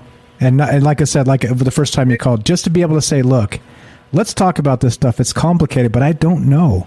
Right? And not have the whole fucking political world just rain down on your head. Boo, hiss, boo. It's nice. It's nice, man. It's nice. Hey, I appreciate you. I love the show. I love the community. I love the callers. And I once again, I appreciate all you do. I think that everybody that listens gets something out of it. They get something out of it from different people. And keep up the good work, bro. Love you. Thank you, my friend. Appreciate it. That's Matt in Colorado. Check it out. He's got a book called, you got it, Escape the Matrix and Explore Reality, A Guide to Radical Transformation and Empowerment. If you want me to read your book title, make it a little shorter, but that's okay. I got a cheat sheet. That's why I can't remember. I got to have a cheat sheet. There you go. Links in the description down below. Look, he picked this vibe up super fast, and I am super into that. Right? I think that's the thing. I think let's go back to what APOC said. There's a vibe to this. There's a vibe to this discussion. There's a vibe to the people here. There's a vibe to the ideas. And when people tune in, they tune in. And like I said, best callers in radio. Smartest callers in radio, that's for sure. 702-957-1037, the Cosmic Wheel. Do galactic alignments matter, right? We're talking about zodiac. We're talking about alignments of, let's say, cataclysms. We're talking about all kinds of crazy shit like we always do. This is Troubled Minds. I'm Michael Strange. Let's go to Jennifer in Missouri. What's up, Jennifer? Are you there? Test 1, 2. On Discord, I see you. I saw you there. Yeah, can you hear me okay? Loud and clear. Sound great. Go right ahead. What are your thoughts? I'm sure you have some ideas regarding this cosmic wheel. Yeah, I do. I want to make sure that if you hear anything funny with the sound or anything, just let me know, okay? You're totally good. Perfect. So I'm doing the Discord rather than the phone usually. Totally good. Go right ahead. All right. Yeah, so I think that it's going to affect the sun. So I think that this alignment of the planets is going to affect the magnetic field of the sun. And I think in turn, it will affect us in a way. the planetary alignment affects the 11-year solar cycle of the sun. It has like just enough gravity pull that it changes the magnetic field of the sun. And the sun is affecting us in every conceivable way. And so not just in tune with the idea of that it's going to affect the sun's magnetic field, but I think it's going to affect the sleep cycles. For most people, Daryl, please mute. I'm going to move you to. Please mute. Sorry about that. Go ahead. I'll move her back. No, I thought it was on my end, like somehow weird or something. I was like, I don't know what I'm doing. Daryl's listening to two shows at the same time. Damn it, Daryl. You're good. Thank you for muting. Yeah, I think it's going to affect the sleep cycle. And if the serotonin, because the sun affects all the hormones, like the serotonin and the endocrine, there's all these different studies about the neuroendocrine system and the effect from light and the sun itself. And it's a very unique type of light that we get from the sun. If the sun's magnetic field is acting contrary, it's going to do something funny to all the life forms that sleep with the circadian rhythm, like we do. And if it affects the sleep cycle, there might be something going on with the subconscious mind being affected somehow by the planetary alignment. So I think it will affect, because that's just what, I kind of think about it, but I think that it's going to affect the subconscious mind in some way, and it may somehow, what's the word? Manifest itself in human activities that they're not really noticing they're doing, perhaps. And then on another scale of that, I do think that the stars and the moon and the sun and all the planets are directly, all at once, coalesced, affecting all life forms in the entire universe. I think that it's all completely, of course it's all tied together, but I'm saying I think it affects the entire balance. Like when you look at the orbital cycles of the planets, like Earth and Venus, the orbit that they traverse and when they come into conjunction at certain times and everything, it's really amazing to look at because it forms this, we are imitating and all that sacred geometry of the ancients. If you look at if anybody's ever into that and they look into sacred geometry and what is that, but it's like they know the orbital patterns of the planets and they were imitating it in their architecture and stuff. Like the Cathars were doing that and all over the planet they were doing that. And it's because they were aware of it, or were they aware of it, or were they doing it on accident is even also, I think, a possibility. That they weren't even aware that they're a part, because we're tied in together, you have that golden ratio, like where things kind of just form that way on their own, not even consciously thinking of it, but it just does so. I think that it is even conceivable that we are doing things with sacred geometry that we aren't even aware of. The patterns in the orbits of these planets are literally drilling into throughout the galaxy, these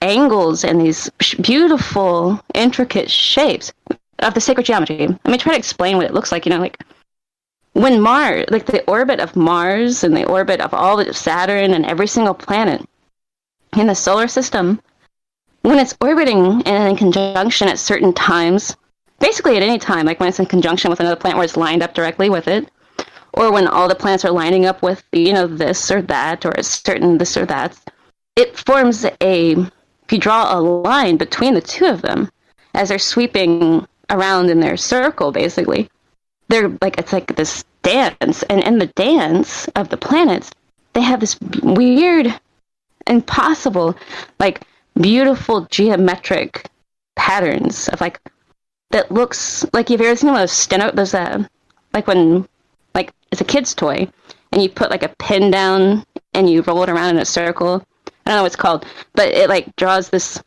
kind of pattern. It's hard to explain what I'm trying to say, but that's what they're imprinting this sacred geometry into the universe. the orbit of these planets, and that what would you call it? Like that field of force is blasting out of the universe, and we're in the wave of it, and it probably changes the whole dance of everything on the very most minuscule level because of the magnetic fields, because of all the gravity and da-da-da-da. Which gravity, too, I mean, it's not real. I mean, if you look up gravity right now, Google it, and I mean, not to be like facetious or anything like that, but they don't know what it is. They call it gravity, but it doesn't even, it's like it doesn't exist. They're not sure what it is. They call it that, but they're not even sure. Google, does gravity exist? Is gravity, like, there's a science behind what they think they're seeing, but they don't know. It's like this strange force that they're not, it's very strange. Anyway, so I think that this will affect the sun, and then indirectly it will affect the earth, or it will directly affect the earth, and then it will affect us. So it kind of goes in this weird little chain cyclical thing. If it affects our sleep cycle and the going and the to and fro of what happens, whatever that mystery is, of what's happening in the sleep cycle, when you look into the subconscious and all that stuff, it may be changing or withholding or who knows, somehow affecting the sleep cycle. And then that will affect the mood and the activity of human beings, and then we'll start doing things kind of whether we like unconsciously, like we don't notice we're doing it, but we're doing something we normally wouldn't do. I think we should just keep on the watch for that for whatever we're doing, I guess, if there's something to be said for it. But yeah. I believe in astrology. Yeah, you think? And I think there's something to it. Yeah, I do. If I had the time, I would spend like 50% of it tracking all of the alignments of the planets and the hours and where they were and the effect and everything, if I had time. Because it's an extremely complex thing. Exactly. But I absolutely think that it affects absolutely everything, and you can predict far into the future with it if you have an understanding of the science of it. Pseudoscience. Like, they call it a pseudoscience, but I mean, it's like the most ancient science of humanity ever. I'm very impressed by it. And I think it's definitely probably the most important effect on human life is what's happening celestially. Yeah, again, back to that idea of chaos theory, right? The butterfly flaps its wings in North America. There's a hurricane in China type stuff, right? Like it's imagine that in cosmic terms. And so it's not unreasonable to expect that there's a lot of shit going on that we have no freaking clue what's really happening out there. So I'll buy that 100%. Like I said, does it matter if I was born in March or June? I don't know, right? Maybe the cosmic wheel is quite a bit larger than that, and that was kind of my point, right? That's why I wanted to start out sort of antagonistic and be like, "You dirty astrologers, you don't know anything you're talking about." And that's kind of my attack at first because I wanted some calls tonight. Right. I didn't really say that. Well, yeah, I don't think. I mean, the months and the days and everything like that. That's just stuff we're just trying to keep track of everything so we can schedule people for work and stuff. But the truth is that if you swipe all of that away, it just comes down to if you're watching the skies and you didn't have so much light so you could see it like it actually is. Like if you go out into the deepest of deserts, if you go out into any desert. Go out somewhere where there's no light. And I don't mean just like a field near your town, but like a deep, absolute, like, no effect of artificial light. And the night sky looks completely different. It looks completely different. It's like, you can see everything. You can see the Milky Way. That would have been with their... Yeah. And it would be very impactful. I mean, you'd be floored by it. And you wouldn't be able to help but look up at it. We're competing with it with all of our lights, but it's mesmerizing. You would not be able to ignore it. And they were not ignoring it because they were captivated. And so they were able to see it very clearly.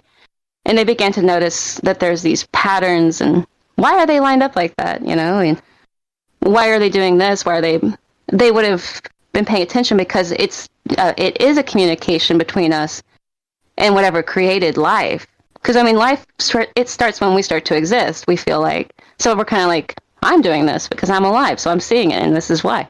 But it goes a little deeper than that because you know that you didn't do all this, you know?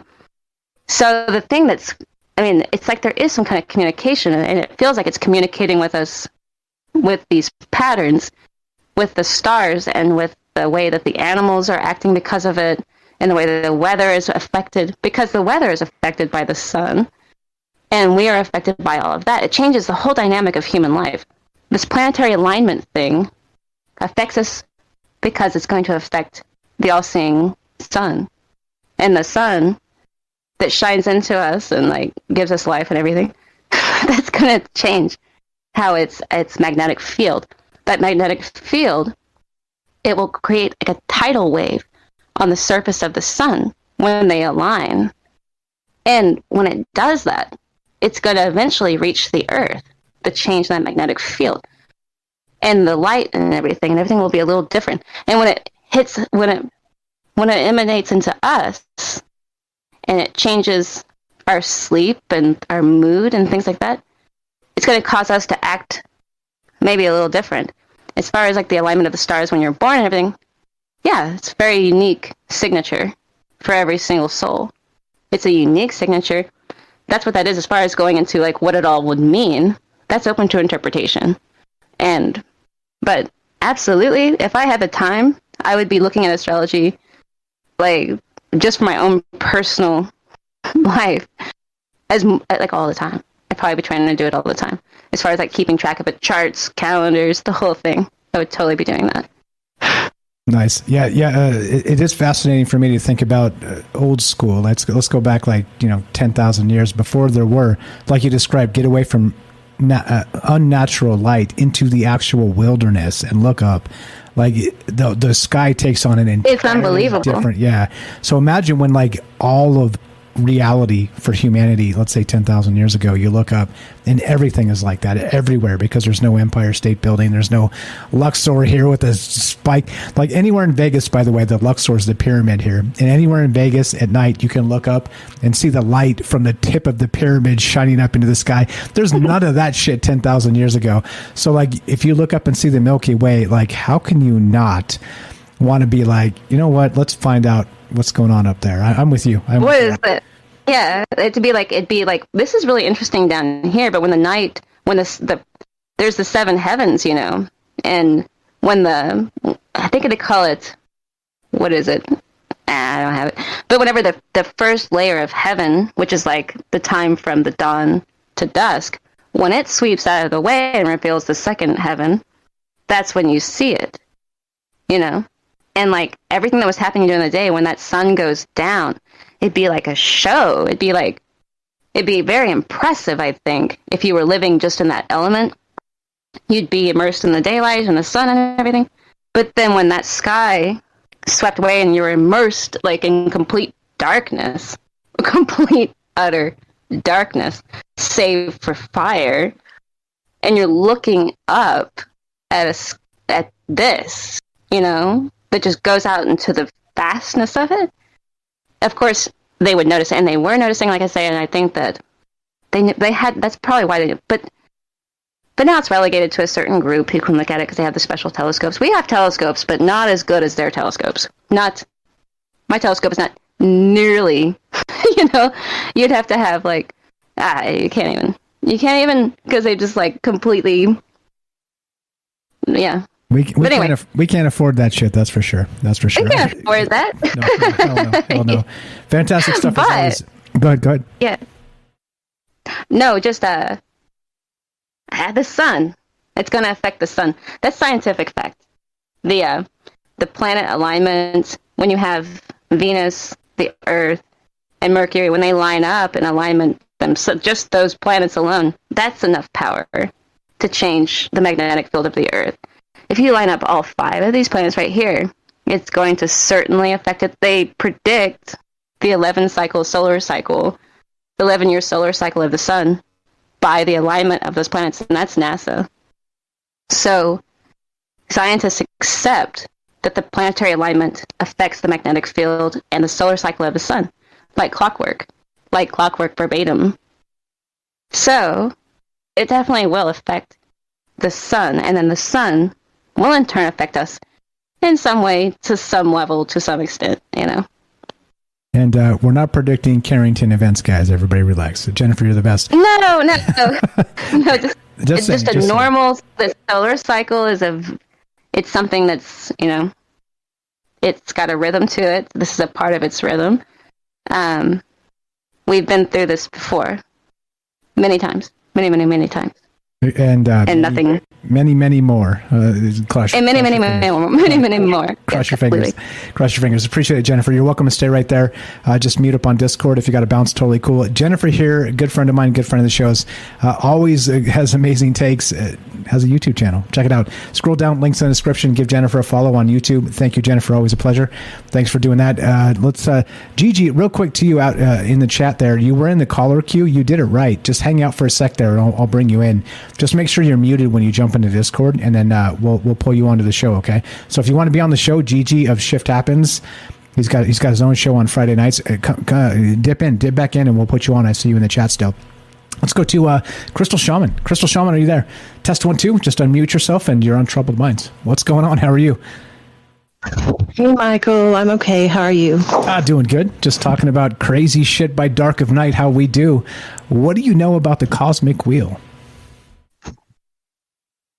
I don't profess to know a whole lot about that at all, but I'm kind of like you. I'm like, I have more questions than answers, you know, about all these things. Which is, to me, I think that's how life should be. Like many people are not okay not knowing the answers. It freaks them out. If I know too many definitive answers, that freaks me out because it's a really wide universe, if you know what I'm saying.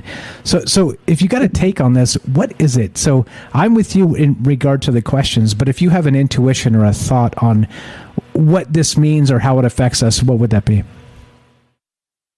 Well, I mean, I've just seen so many people on YouTube, I'm not going to name any names, like that, you know, for example, in 2019, it would have been 2020,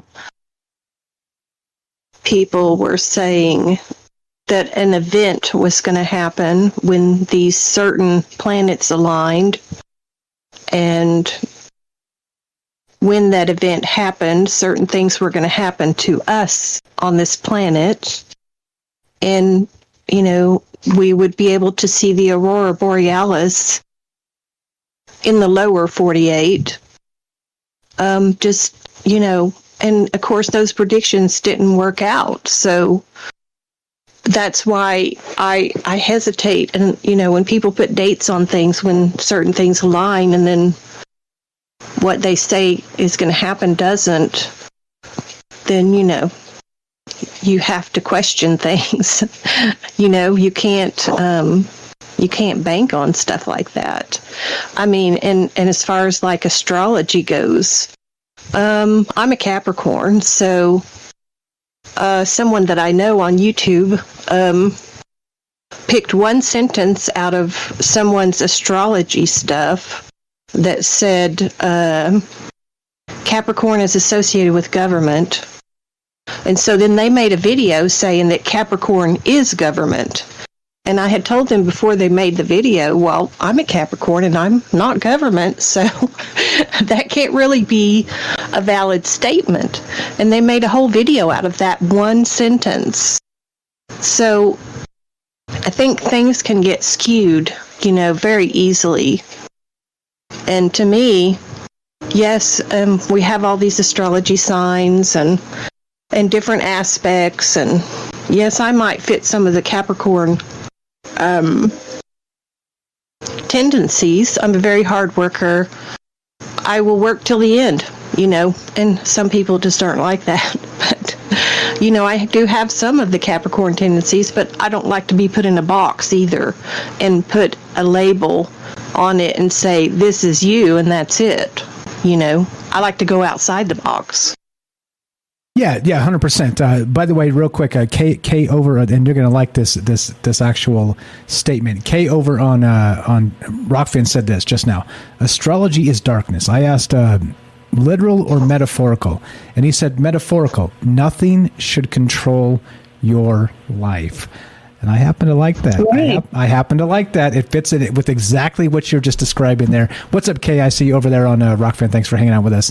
Yeah, I mean, as always, right? I think, like I always say, like I've always said this, I'll continue to say this, answers are easy. Because you're just like, the answer's this, right? Capricorn means the government. Right? Answers are easy. Like people, like, what do they say about assholes and answers? Sorry to be so crude with you. I cursed twice, so I apologize. But, right, like everybody's got one, and everybody smells like, right? That's the same thing about like opinions and answers. It's like, hey, like, sure, fine. You think that, but also like there's a whole wide world around you. And I get that like people are suspicious. And you know what? This is, to be perfectly honest with you, Crystal Shaman, the thing is this with me regarding conspiracy theory, and you probably notice this about me, is I'm as skeptical of conspiracy theories as I am about everything else. Because I think I should be. Because there's a lot of that conspiracy stuff that floats around out there that's utter BS. Ridiculous BS. And so, if I get down on myself and I think, what am I doing? And this is just all ridiculous. And, I'm talking ghost stories by dark of night. Like, damn it, Michael, what are you doing? But also, right, like that's like the negative Michael in me. But then the positive one's like, hey, look, like we're talking about sort of disengaging from narratives. Not narratives in general, but let's say other people's narratives and engaging our own. And it's valuable. It's a valuable thing. And again, like I said, the government narratives, no. But like the deep conspiracy narratives, a lot of that's BS too. So it's like, hey, you don't have to believe just because somebody said. And I like where your head's at. And Kay over there, metaphorical, nothing should change your life. I think you're right. You're right on the game. You're speaking my language, my friend. What else you got for us regarding the cosmic wheel and all the rest of this? What's your intuition regarding how much it affects us? Well, that's the thing is, I mean, exactly what are we on here? Like I said earlier, is this the Matrix? Is this a sim? Are we in a construct? That's the question. If we're in a construct, then what does this say about the luminaries and the planets and all these things? So, in my mind, like I said, I have more questions than answers, and I don't want to be like locked into one thing that I don't totally support or believe in or understand even, So,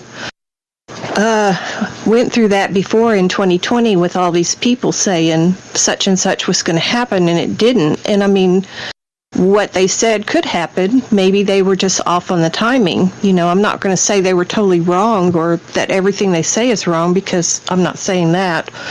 But I mean, to me, this world just is what it is.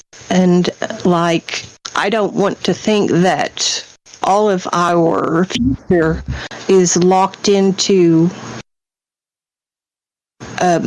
predestiny or such, like you're this certain particular sign in the astrology, so this is what your life's going to be. I just don't think that. I mean, people could use it for a guide, but I don't think people should just like live their life totally by it. That's just my thought. Yeah, exactly. And I'm the same way, right? And I'm just, me in particular, right? Like, look, so I just said it. Not only am I suspicious of like official narratives, I'm also suspicious of conspiracy narratives, right? I'm suspicious of all the things, and not to the point of paranoia, by the way. So you guys know, I joke that I have like a CIA trap in my front door. I really don't. I joke about that. I don't. except sometimes I might, right? But when the sun is in Capricorn, I have a CIA trap at my front door. But you know what I mean? Look, meaning and I like to make fun of myself because these concepts are fun and interesting, but also, by the way, they're dark. They're dark because everybody wants to control the narrative. They want you to believe the things they say, and that's the worst part of this. It's the government, but it's also, and this is the worst part of this: the dirty conspiracy theorists. Because it's a polarized thing, just like the lefty righty politics, just like every polarized thing. And for me myself, I'm like, look, I actually fancy myself a conspiracy theorist, but also, probably more accurate, I call myself, and if we're putting ourselves in boxes, which I don't like to do, just like you said you don't like to do, I'm probably a conspiracy realist, more likely. Hey, let's look at the stars and talk about cosmic musings. But also, by the way, get that QAnon shit out of here. Don't get that political garbage and jam it down my throat and tell me that I'm wrong because of your political bullshit. Right? Sorry, it's late in the night. I'm getting sailor mouthed. But look, I mean, right? Like we should be able to think for ourselves. That's what Michael, you just don't even know. I mean, I mean, some people attack me for saying this, but, I'm going to say it. Say it. I've never even voted because I've known my whole life that politics was nothing but bullshit. Amen. Amen. I've known it. I've known it my whole life. I've never even voted once. There's never been anyone I've wanted to vote for. And, I'm not this red or blue or this or that or one or the other, because that's what the powers that shouldn't be want us to be. They want us to be divided. They want us to be in different groups.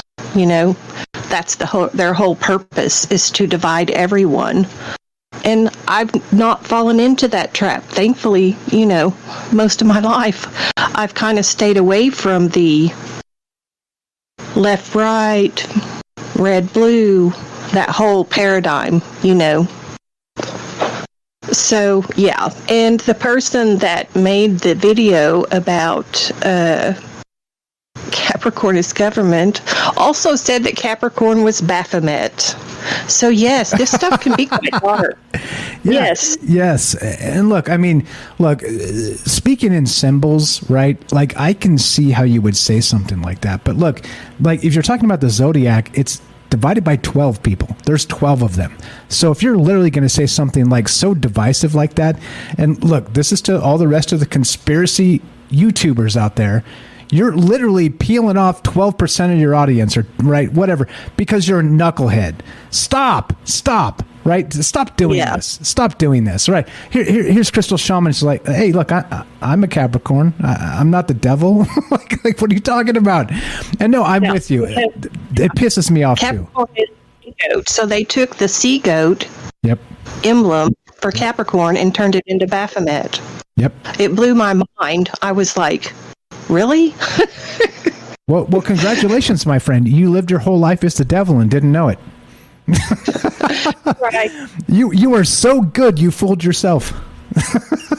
It was funny, but not funny. And ultimately, I had to remove myself from that person's kind of friendship, because it got even worse than that. It just continued. I'm not even going to get into that on here, but I had to just totally disconnect myself from that person, because first of all, they were a very angry person, and I'm not an angry person, so it's hard for me to be around people who are angry 24/7. I just don't mesh with it, in the long run. So yeah, that was quite the experience. But that whole Capricorn thing, this is why I don't buy into this totally, because yes, it may aspect some of our things, but is it another part of the construct? That's my question. And that's a hell of a question. Is it just another way to divide us into little groups? Hell yeah. That's a hell of a question. That's a hell of a question. And use it against us, right? That's a hell of a question. I like it. The priests of old may have used the zodiac to divide us, very much like the priests of new used the political cycle to divide us. I love the thought. Maybe that's a whole show someday. Hey, look, correct me if I'm wrong, or you're Angela or no? No. Okay, I'm sorry. I'm getting my people confused. Crystal Shaman, if you don't want to give me your first name, that's totally cool. I want to ask you this. How was your Discord experience? Did this work? Was this okay? Oh, yes, this is fine. I wasn't sure how to do it, and I'm sorry. I apologize. I was trying to help Suntoke, and I don't think I was much help. No, it's okay. But it's okay. This is better than calling in on the number because it just totally cuts me off from the whole hearing anything going on the show. So this worked out much better. So, yes, thank you. Okay, just wanted to make sure. First time Discord caller for sure. Thank you so much for sharing your ideas and your thoughts. Thanks for being here. You're welcome to stay right here if you have time. Just mute up, and I'll get back to you as we finish this up, okay? If you have time. If not, you're welcome to cut out. But thank you so much for being part of this. Thank you so much for listening and having thoughtful comments all the time in the chat. I'm reading that stuff all the time, and you're one of the top chatters for sure, but we're looking forward to you calling in more, okay? Now that you know how Discord works. Okay. Thank you for having me on, and I'll probably go ahead and step off in case anyone else wants to come on because I think there are some others who are wanting to come on. So thank you very much. Thanks, everyone, for hearing me out. Have a great night. Thanks for sharing. Appreciate it very much. Okay. Thank you. Thank you. Bye-bye. Thank you. We're still doing it. Talked about the cosmic wheel. Look at that. It's Crystal Shaman. Give her some love in the chat, guys. Like, this is what I'm saying, right? Like this, look. It's about this. It's about these things. It's about talking to people. It's about, and this is what I mean by dividing. And I think she had a fantastic point about dividing people. Maybe this was the priesthood of old, a way to divide people based on their birth signs or whatnot, right? Like, who knows? Again, like I said, hey, if I'm a conspiracy realist, a fringe analyst, I saw you, 40s. Shout out to 40s. I'm a fringe analyst. 40s is a massive fan. 40s watches everything I do, and I've said fringe analyst a couple times, and he's like plucked that out and been like, "You're a fringe analyst, Mike." Shout out to 40s. But okay, you may be right. But look, it's about critical thought, as always. I don't care. Honestly, I don't want to say it. I'll say it. Okay, I'll say it. It's late in the night. It's Trouble Minds Friday because it's Thursday and late. I see you, Gigi. Hang tight. Don't go anywhere. Let me make a quick point and we'll go straight to Gigi. Look, I don't believe the earth is flat. All right? But also, by the way, I don't care that you believe the earth is flat. Like, I don't. Like, I care how you carry that and want to press it on people. And I'm not accusing anybody out there of anything. I'm just saying, right? It's like, look, also, I'm not particularly religious. And I don't care if you are. But if you're constantly shoving it down people's throat, then I care. I'm like, what are you doing? Like, you know what I mean? Let's talk. Let's not like force opinions on people. Point being, right? It's okay. It's okay to just talk. It's okay. 702-957-1037. Trouble Minds Friday means it's Trouble Minds Thursday because we don't have a show tomorrow night. Actually, we do have a show tomorrow night because we're going to be on with Ryan Gable. I think this is still going down, to be confirmed. Is Joe on right now? I have no idea. Let's go to Gigi. Speaking of Joe on right now, Gigi, welcome to Troubled Minds. Hey, what's up? Gigi of Shift Happens has never been on Troubled Minds in his entire radio career, but now Gigi is on Troubled Minds. What's up, bro? How are you tonight? Test 1 2. Can you hear me? Yes. Hey, what's happening, my friend? Chilling, man. Doing bizarre shit by dark of night. It's how we do. You already know. What are your thoughts? Yeah. Man? What are your thoughts on all this cosmic wheel, galactic alignments, and all the other bullshit? You think there's something to this? I do think there is, but honestly, I called just to give a couple of fun facts that relate to everything that has been talked about tonight, that most people do not know, that is pretty trippy to think about. Can you hear me okay, by the way? Loud and clear. Go right ahead. All right, fantastic. So last time I had Mike Barra on my show, he pointed this little fact out. A couple of callers ago, somebody brought up the circadian rhythm, and that made me think of this. And so here's an interesting fact that a lot of people don't know. So here on planet Earth, us humans, we have a circadian rhythm of 24 hours, right? But it turns out when we send humans into space, after a few days of being in space on the ISS or orbiting the moon or what have you, the circadian rhythm changes to a 24.9 hour circadian rhythm. And what's really interesting about that is that scientists and whoever else, they have discerned that if we were to live on Mars, like if we put ourselves on Mars and we stayed there for a few days, our circadian rhythm would change to exactly 24.9 hours. So it seems to suggest that, so apparently our default circadian rhythm is the exact same circadian rhythm that would be if we lived on Mars. Which makes you go, Totally. You know what's super hot about that? Literally, no shit. You want to talk about syncs and whatnot. Gigi's never been on the show before. Gigi's got a show on Friday nights on Fringe called Shift Happens. No shit, I'm not kidding you. Last night, we talked about that exact thing. Literally. Oh, no shit. No really? Shit. It doesn't come up often, but we talked about that exact thing. Matt in Colorado actually was one of the ones that brought it up. And so, because we were talking about Mars last night, like a curse on Mars or whatnot, and it's just sort of the oddities about Mars and that sort of stuff. And that came up. And it is weird, right? So what do you think about now? Okay, interestingly, right? So Gigi here again, like I said, got a show. Shift Happens. Check it out. Do you have a YouTube channel and whatnot? People are asking what's your channel. Do you have a thing there? Can you plug that real quick if you can? Yeah, I mean, we post to YouTube, but we don't like YouTube. We have a hate relationship with YouTube, so just go to shifthappensradio.com. We've got our archive of episodes right there in the middle of the homepage. That's all you need to go to. There's no reason to go to YouTube. Don't go to YouTube. All right, don't do that. All right, shifthappens.com. Okay, shifthappensradio.com. Okay, so now this is wild, right? So that back to the sync. We were literally talking about Mars last night, and this did come up, and it was like, wait, so is Mike Barra, which is what I was going to say before I said tell us your thing. Mike Barra, for those of you that don't know, is on Ancient Aliens. He's not the guy that David Childress to Lake Titicaca. He's not that guy. Mike Barra is, you know what I mean? There's like there's a few dudes that you know from Ancient Aliens. Mike Barra is one of them. If you saw him at like a UFO conference, you'd be like, holy shit, that's the guy from Ancient Aliens. That's who Mike Barra is. I know exactly who he is. I know exactly what he looks like. But that's the guy who told this same thing to Gigi. And so, Gigi, what is your take on the ancient alien theory, right?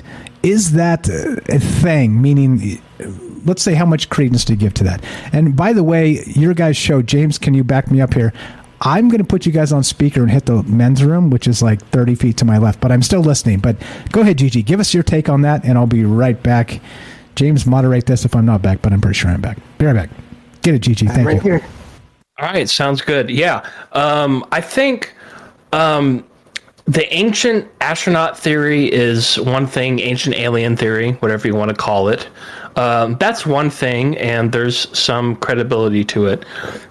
But the Ancient Aliens show on the History Channel, over the last 10 years, however long it's been running, has turned off more people than it has turned on to these subjects, including both my guitar player and my drummer in my band.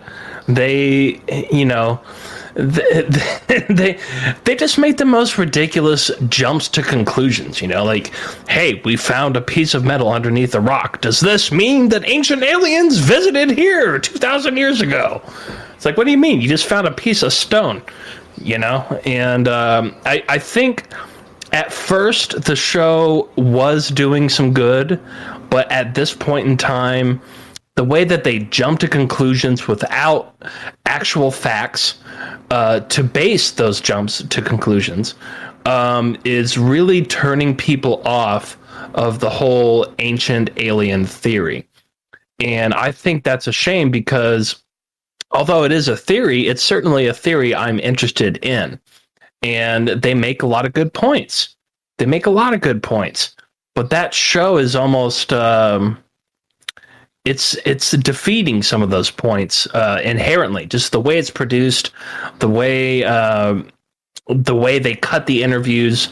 I know Graham Hancock has come out saying that they totally misrepresented him by cutting clips and repiecing them together to make it sound like he was saying something that he wasn't. And I know they do that with the other people as well. I know some of the guys from the show. I've talked to Graham. I've talked, like we said, Mike Barra, and there's a reason why some of these guys don't come back. And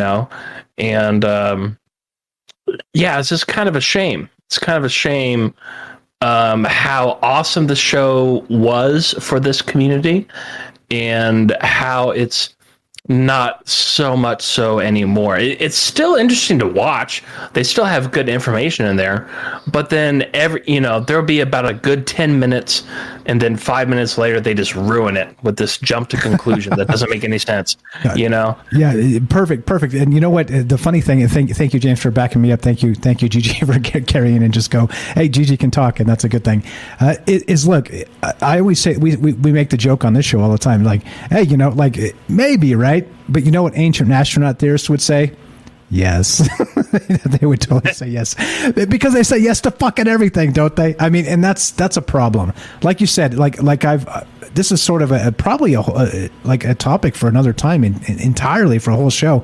Do you think the Ancient Aliens show is helping or hurting, like the open mind cause? And I don't mean like a disclosure cause. I don't mean like the aliens are here cause. I don't mean any of that. I just mean like thinking critically in terms of what may or may not be. And I'm with you. I think in the first few years, it probably brought on a lot of people to that train of thought. But then in the later years, ancient astronaut theorists say yes. It's a fucking shame. That's for damn sure.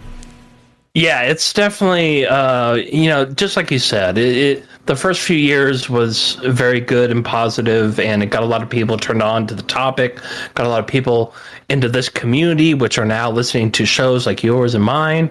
So that's all fine and good. But now it's turning people off. It's gotten so cliche that people, they see that show like, this bullshit again. It's kind of, it's undoing all the great stuff that it once did, I guess you could say. And that's kind of my take on it. Now, if I were asked to go on the show, I would definitely take it. I hear they pay a lot of money. Do they get paid a lot of money? Hey, how much money? We'll talk offline about it. Let's see if we can campaign. $5,000 for 30 minutes. I'll take it. I'll take that shit. Hey, hell yeah. And you know what the crazy thing too, Graham Hancock very well respected in a lot of the ufology, consciousness, ancient archaeology type circles, right? Let's say forbidden archaeology circles. If he's like saying they clipped him out of context and shit, well, you can expect they're going to do it to you, and you're going to sound like a nutcase. So, David Wilcock, here we come. I mean, right? Let's do it. Yeah. Well, I could use $5,000. They can say whatever they want. So that's all fine and good.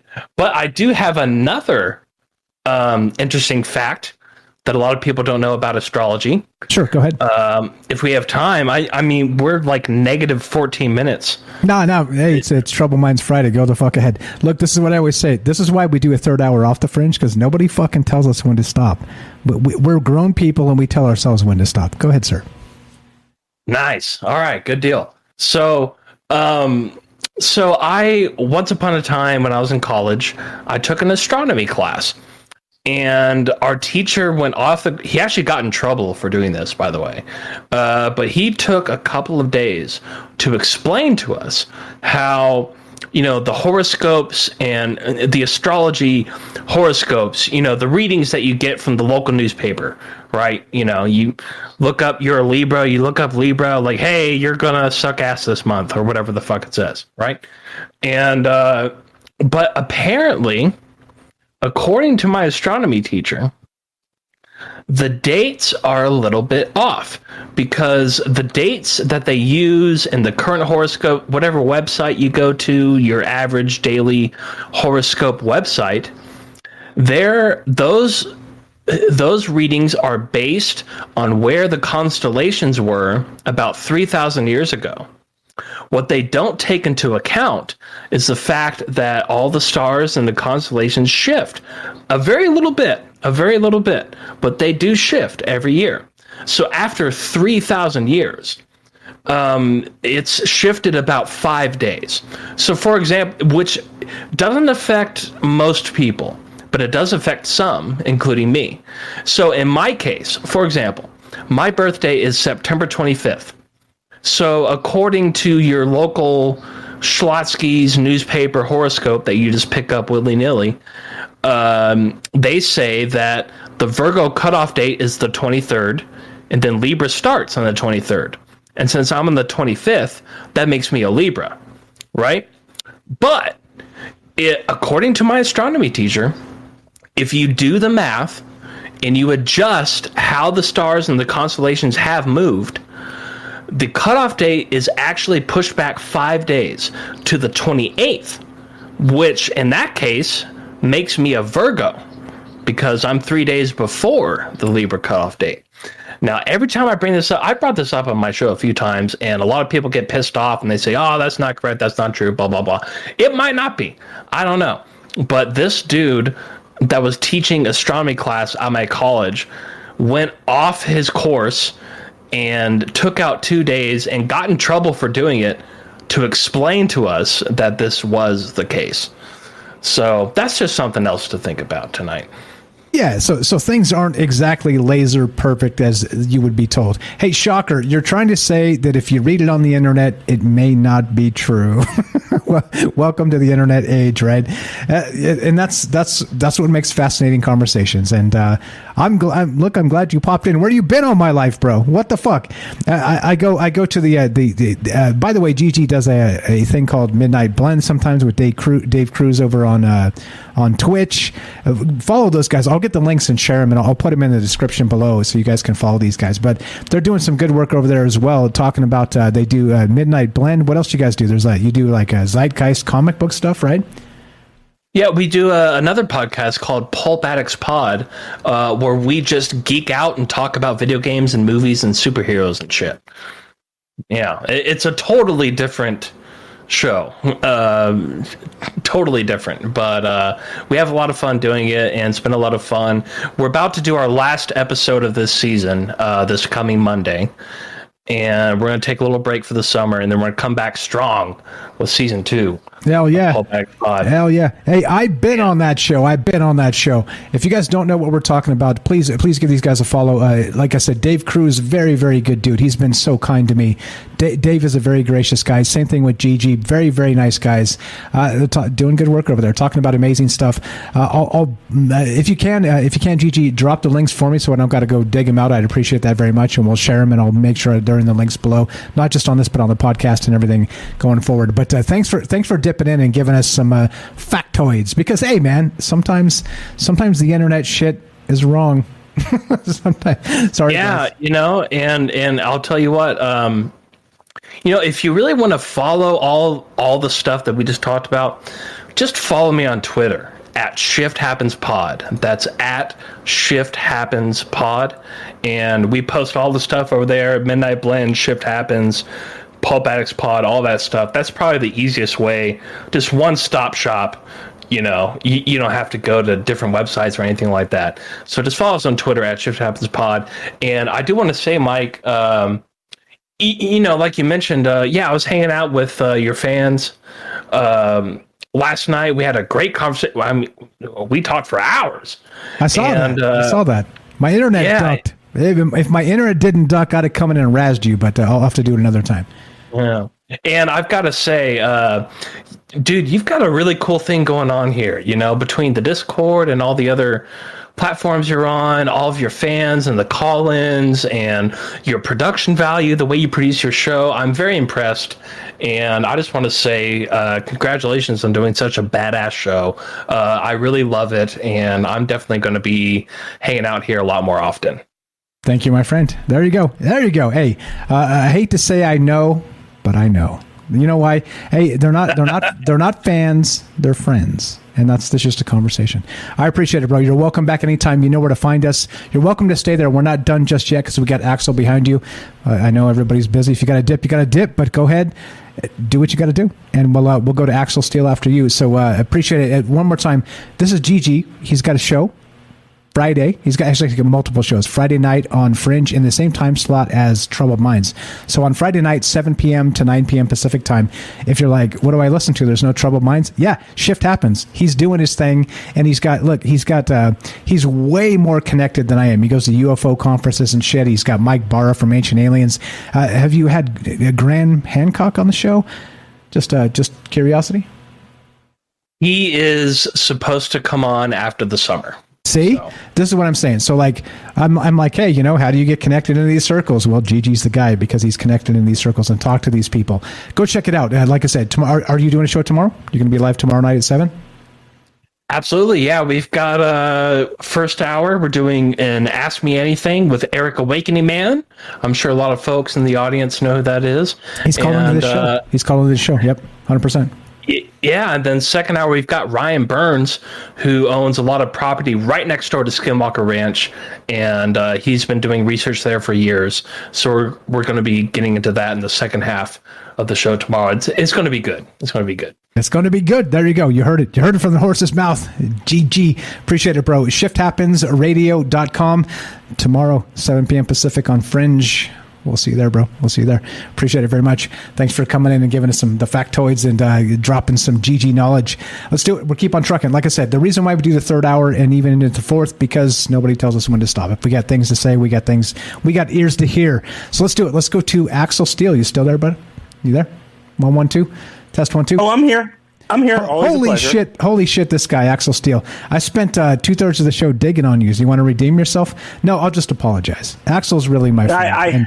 I wasn't listening. I'll be honest. I just ducked into the on-air chat to listen in while I was walking my dog. So I don't really have a whole thing planned, but I guess, we're talking about planetary alignments. I can give you a story. Sure, roll it. Love to hear it. Go right ahead. Well, I mean, the ancients thought that planetary alignments were very important because every planet was a god.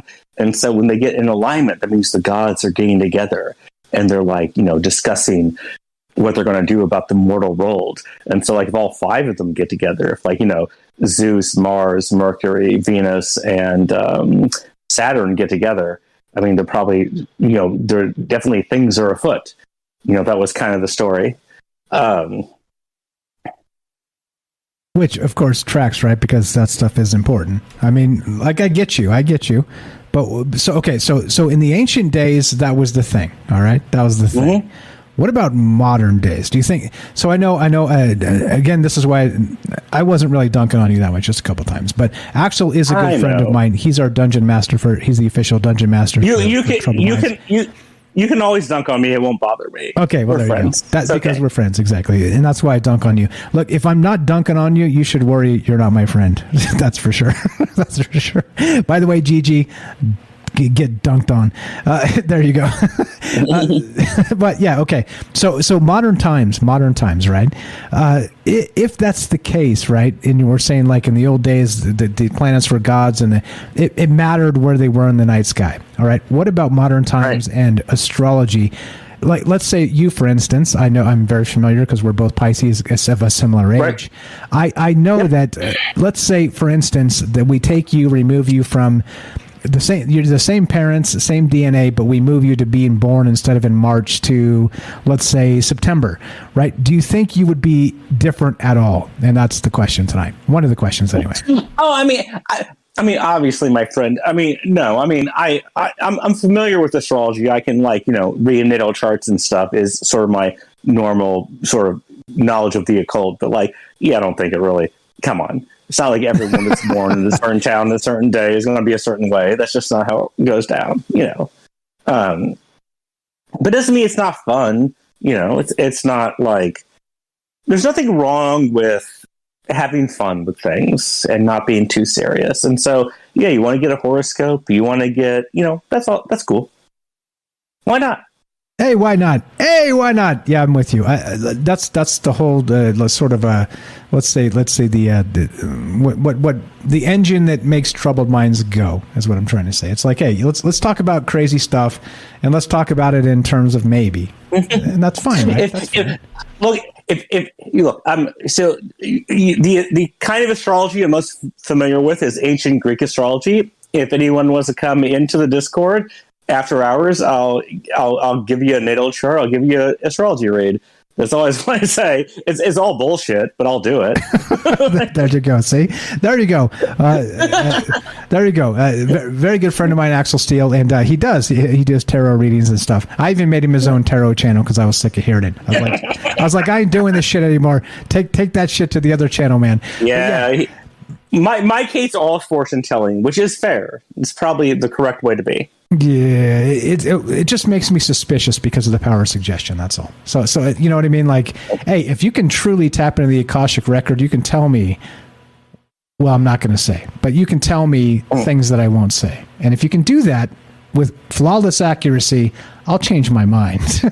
But I haven't found anybody just yet with flawless accuracy, so it makes me suspicious. But there we go. All right, fair enough. Xander, good? The dog okay? Everything fine? I dialed in because I was just taking for a walk and I wanted to listen into the show without the YouTube thing, and that's why I just dipped into the on-air channel muted. I thought I could have used that privilege, but you did call me out, so I did come in and say hi on the show. All right, so cool, fair enough. I appreciate it. Again, like I said, and this is the thing, right? So as Gigi said, hey, it's a great community here. It's not fans, it's friends. And Axel is a good friend of mine. So many people here are also good friends of mine now. Come join the Discord, troubleminds.org. Click the Discord link. Hey, Axel will give you a free reading. He'll give you a birth natal chart, whatever the fuck he just said, whatever the fuck that means. And he'll give you a tarot reading for free. He doesn't charge you a damn thing. And I will say, I mean, for people that are Xander fans, Xander is fine. We had a good walk and a good chat, so he's in good shape right now. So, guys, don't worry, he's okay. Fantastic. That would be Axel's dog. All right, let's do it. All right, let's see. Make sure let's go reverse back to the person that was quietest the longest, and let's just burn through this. If you guys got final thoughts, and let's finish this up. Let's go to Daryl in New York. I think she's been quiet the longest. No, wait. Yeah. Let's wait. Yes, let's go to Daryl because James has got an outro for us. He was quiet the longest, but go ahead, Daryl. Let's go to you. I want to say, everybody, thank you for calling in today. You were all amazing, and I'm so happy to be here. And it's the judgment of the moon and stars. You know, that's Joni Mitchell's song. Just saying. Amen to that. Absolutely, 100%. And we're glad that you're here as well, Daryl. You're welcome here. You're in the right place. And thanks for spending your time and energy with us. It means a lot. Okay. Love you guys. Thank you for having me. Appreciate it. Thank you. Thank you. We'll catch you guys a little later on Discord if you're going to hang out. Let's go to. We're going to skip James. Go to him last. Gigi, you got anything else for us before we bounce? No, not particularly. Just the last thing I was going to say is, man, I got to have you on my show sometime. So let's plan that. Hey, I am the cat's meow. Look, don't challenge my ego because somebody will get hurt, and it might be me. All right, don't do that. But do put Michael Strange on your show. Let me know, bro. You know where to find me, and it would be my pleasure. Okay, let me know. Absolutely, yeah. We'll plan that soon. I'll reach out to you, and have a great rest of your show, and I'll see you guys in the after party. Appreciate it. Thank you very much, GG. Good stuff. Let's go to APOC. APOC, what's up? Apocalypse Style Podcast. That was GG of ShiftHappens.com. Hey, see, look, you get people, smart people, talkers that got things, and hey, what's up, APOC? You've been quiet for a long time. You feeling okay? Yeah, great. Thank you. I did have a couple of things to say. I think MJ and also Jen brought up light. Jen brought up the sun. And was it MJ? I don't know. Somebody else brought up... Oh, Matt brought up the black hole at the center of the universe and the alignments and all that stuff. But I just wanted to throw in there, related to the geometric nodal connections, consider that light has the potential to carry information. And the stars, as Jennifer brought up, are magnificent. If you look at them, they all reflect the light. They all, there are so many suns and so much light that actually permeates our environment that we now have these sort of buffers against, because we have all this false light around, right? I think it's important to get out there and get in the light and consider possibly that these geometric patterns are also much more multidimensional than we think or than we can even imagine, because that light makes, if you add the light to the dimensional experience, if you look at it geometrically, you have that radiance and that movement and that light touching all of these other portions too. So I just thought I'd throw that in there real quick because I was thinking about that when they were on. That's it. But I love you guys. This has been an amazing show tonight. I loved it, and so glad that is it Gigi? That Gigi could come on. Yep. Yeah, that's awesome. And it's been an awesome show. Just want to give everybody some love and sign out. Thank you very much. Apocalypse Tau Podcast. That's APOC. Links in the description. Give her a follow. Look, this is the thing, too. Now I found this is a thing, and it's high engagement, like dreams or like aliens. I'm going to shit on astrology and get some calls in the future. You'll see. You'll watch me. Hold my beer. Watch me. I'm going to do this. All right. I kind of figured, I was like, if I kind of start shitting on astrology, I think I'm going to get some phone calls. But again, like I said, just be careful. Don't be afraid to think for yourself. Don't be afraid to challenge notions that may or not feel right, may or may not feel right, because that's the thing. That's the whole point of all this. It's like, don't get locked into somebody else's bullshit. Hey, you got enough of your own bullshit. And I mean that in the most loving way, because I have enough of my own. Like, why are we going to entertain other people's bullshit? Let's work our own out first. And then let's entertain other people's bullshit with a high, let's say, level of circle of salt. Salt over, sprinkles of salt, a pinch of salt over your salt, or whatever the fuck they say. I say I'm slurring. I'm not even slurring yet. I'm not even drunk. It's terrible. But when you talk for 4 hours, you start to not be able to enunciate. So anyway, look. So what we're going to do is James, Salcedo Paranormal. What's up, bro? Already there. Test 1 2. Words are hard. Words are hard. I'm telling you, yeah. You know me. James has heard me when I'm actually inebriated, and I slur way more than this. Actually, not really. Do I? Yeah. Do I? Yeah. Sometimes. Okay. All right. Sometimes. Yeah. It's just it's the S's. The S's come out weird. They're like. Anyway, let's again. If you want to find out what that's all about, show up to Troubled Minds Discord, troubledminds.org. Click the Discord link at 5 a.m. Pacific time, and you may find out what that's like. In any case, James, Salcedo Paranormal, the paranormal expert of Troubled Minds. What's up, my friend?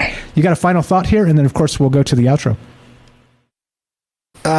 Everyone has had such great calls tonight, so much information, so many ideas. I really do wonder about the entire, taking this as far as it'll go to across the, or to basically the entire universe, and what kind of different shapes, again, based on everyone's calls, what kind of shapes would have what kind of effects. And so that's just a really amazing idea. And so thank you for having me as always, and glad to be here. Hey, pleasure's mine, my friend. James has a podcast called Salcedo Paranormal. Check it out. Doing good work 5 nights a week, Monday through Friday, 5 p.m. Pacific time. Talks about not just paranormal stuff. He talks about book reviews, again, Lovecraft, and of course Stephen King and other things. And also he does paranormal news. Check it out. He's and by the way, real quick too, not just James's show. You get a let's say celebrity guest appearances.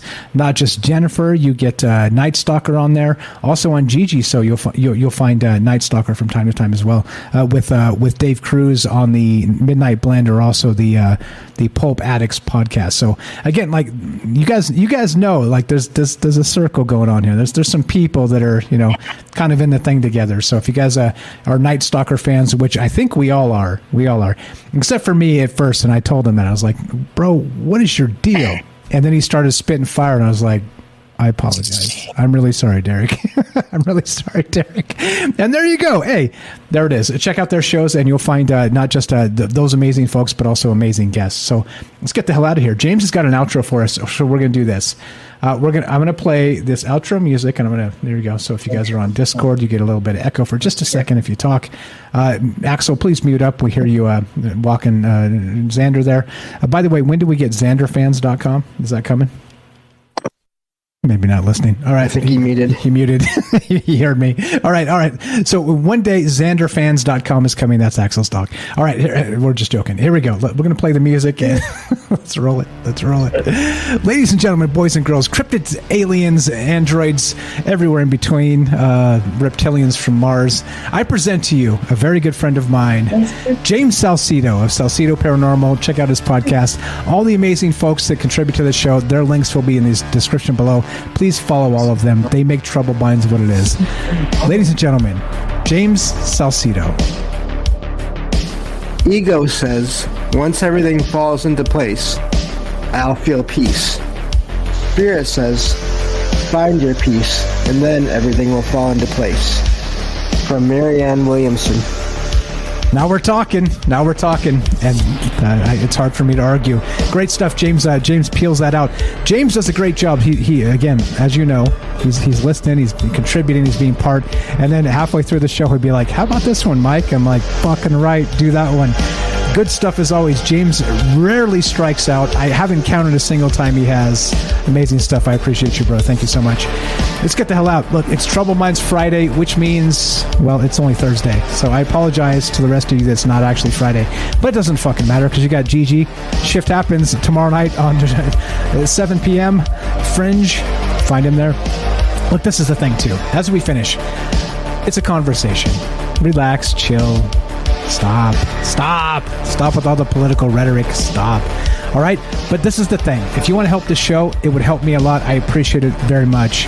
There are a number of ways. Number one, Rockfin fam, I see you out there. You can sub up on Rockfin. It's $10 a month, and you get not just Troubled Minds premium content on demand. You get all of the things on Rockfin. Abby Martin is there. Michael Tracy is there. Crow777 is there. You get Sam Tripoli. You get so many people. What's the guy from Russia Today? Lee Camp is there. Jimmy Dore is there. There's so many people on. Look, if you're not doing Rockfin, you're missing out because you should be paying for that instead of cable TV because cable TV is fucking trash. All right, there's that. Number two, Patreon. Same thing. You get actual Troubled Minds bonus stuff on demand, but you don't get all that Rockfin shit. You see what I just did there? All right, so it gets better. Well, it gets worse from there. Twitch you could sub up to, but they take half of it and they're assholes because of Jeff Bezos. So then, let's say if you like merch, we got hats, we got shirts, we got all the rest of that.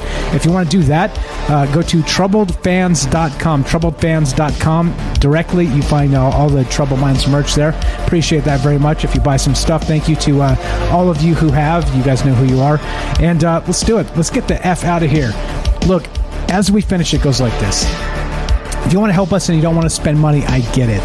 Some of us have more time than money, or we don't want to spend money on things that are free. I get it, all right? But you can help anyway. Spread the word. This is the great conversation. These are conversations that are non-polarizing, and we think cosmically. We don't think red, blue, lefty-righty bullshit. And the final way, spread the word and also listen to the podcast feed. If you go to troubledminds.org, you can find the podcast, Spotify, iTunes, all the rest of that stuff. If you listen to the old podcasts, it helps the show. It's monetized. It kicks a few cents this way, and it helps. You see? There are so many ways you can help the show. I implore you, please, because look, one day, and I hate to say this, you never know, there may not be a Troubled Minds. Because, of course, you never know what tomorrow will bring. And I'm not planning on quitting, because I'm not scared. But you get what I'm saying, right? The more help and engagement we get in those things I listed, the longer the show goes and maybe persists into eternity. And I mean that not from my ego, which is considerable. I mean that from the sense that all that stuff stays digital forever. You see? So there we go. Let's get the hell out. You guys are all amazing. Thank you so much for being part of this. And as we finish, be sure, be strong, be true. Thank you for listening. From our troubled minds to yours, have a great night.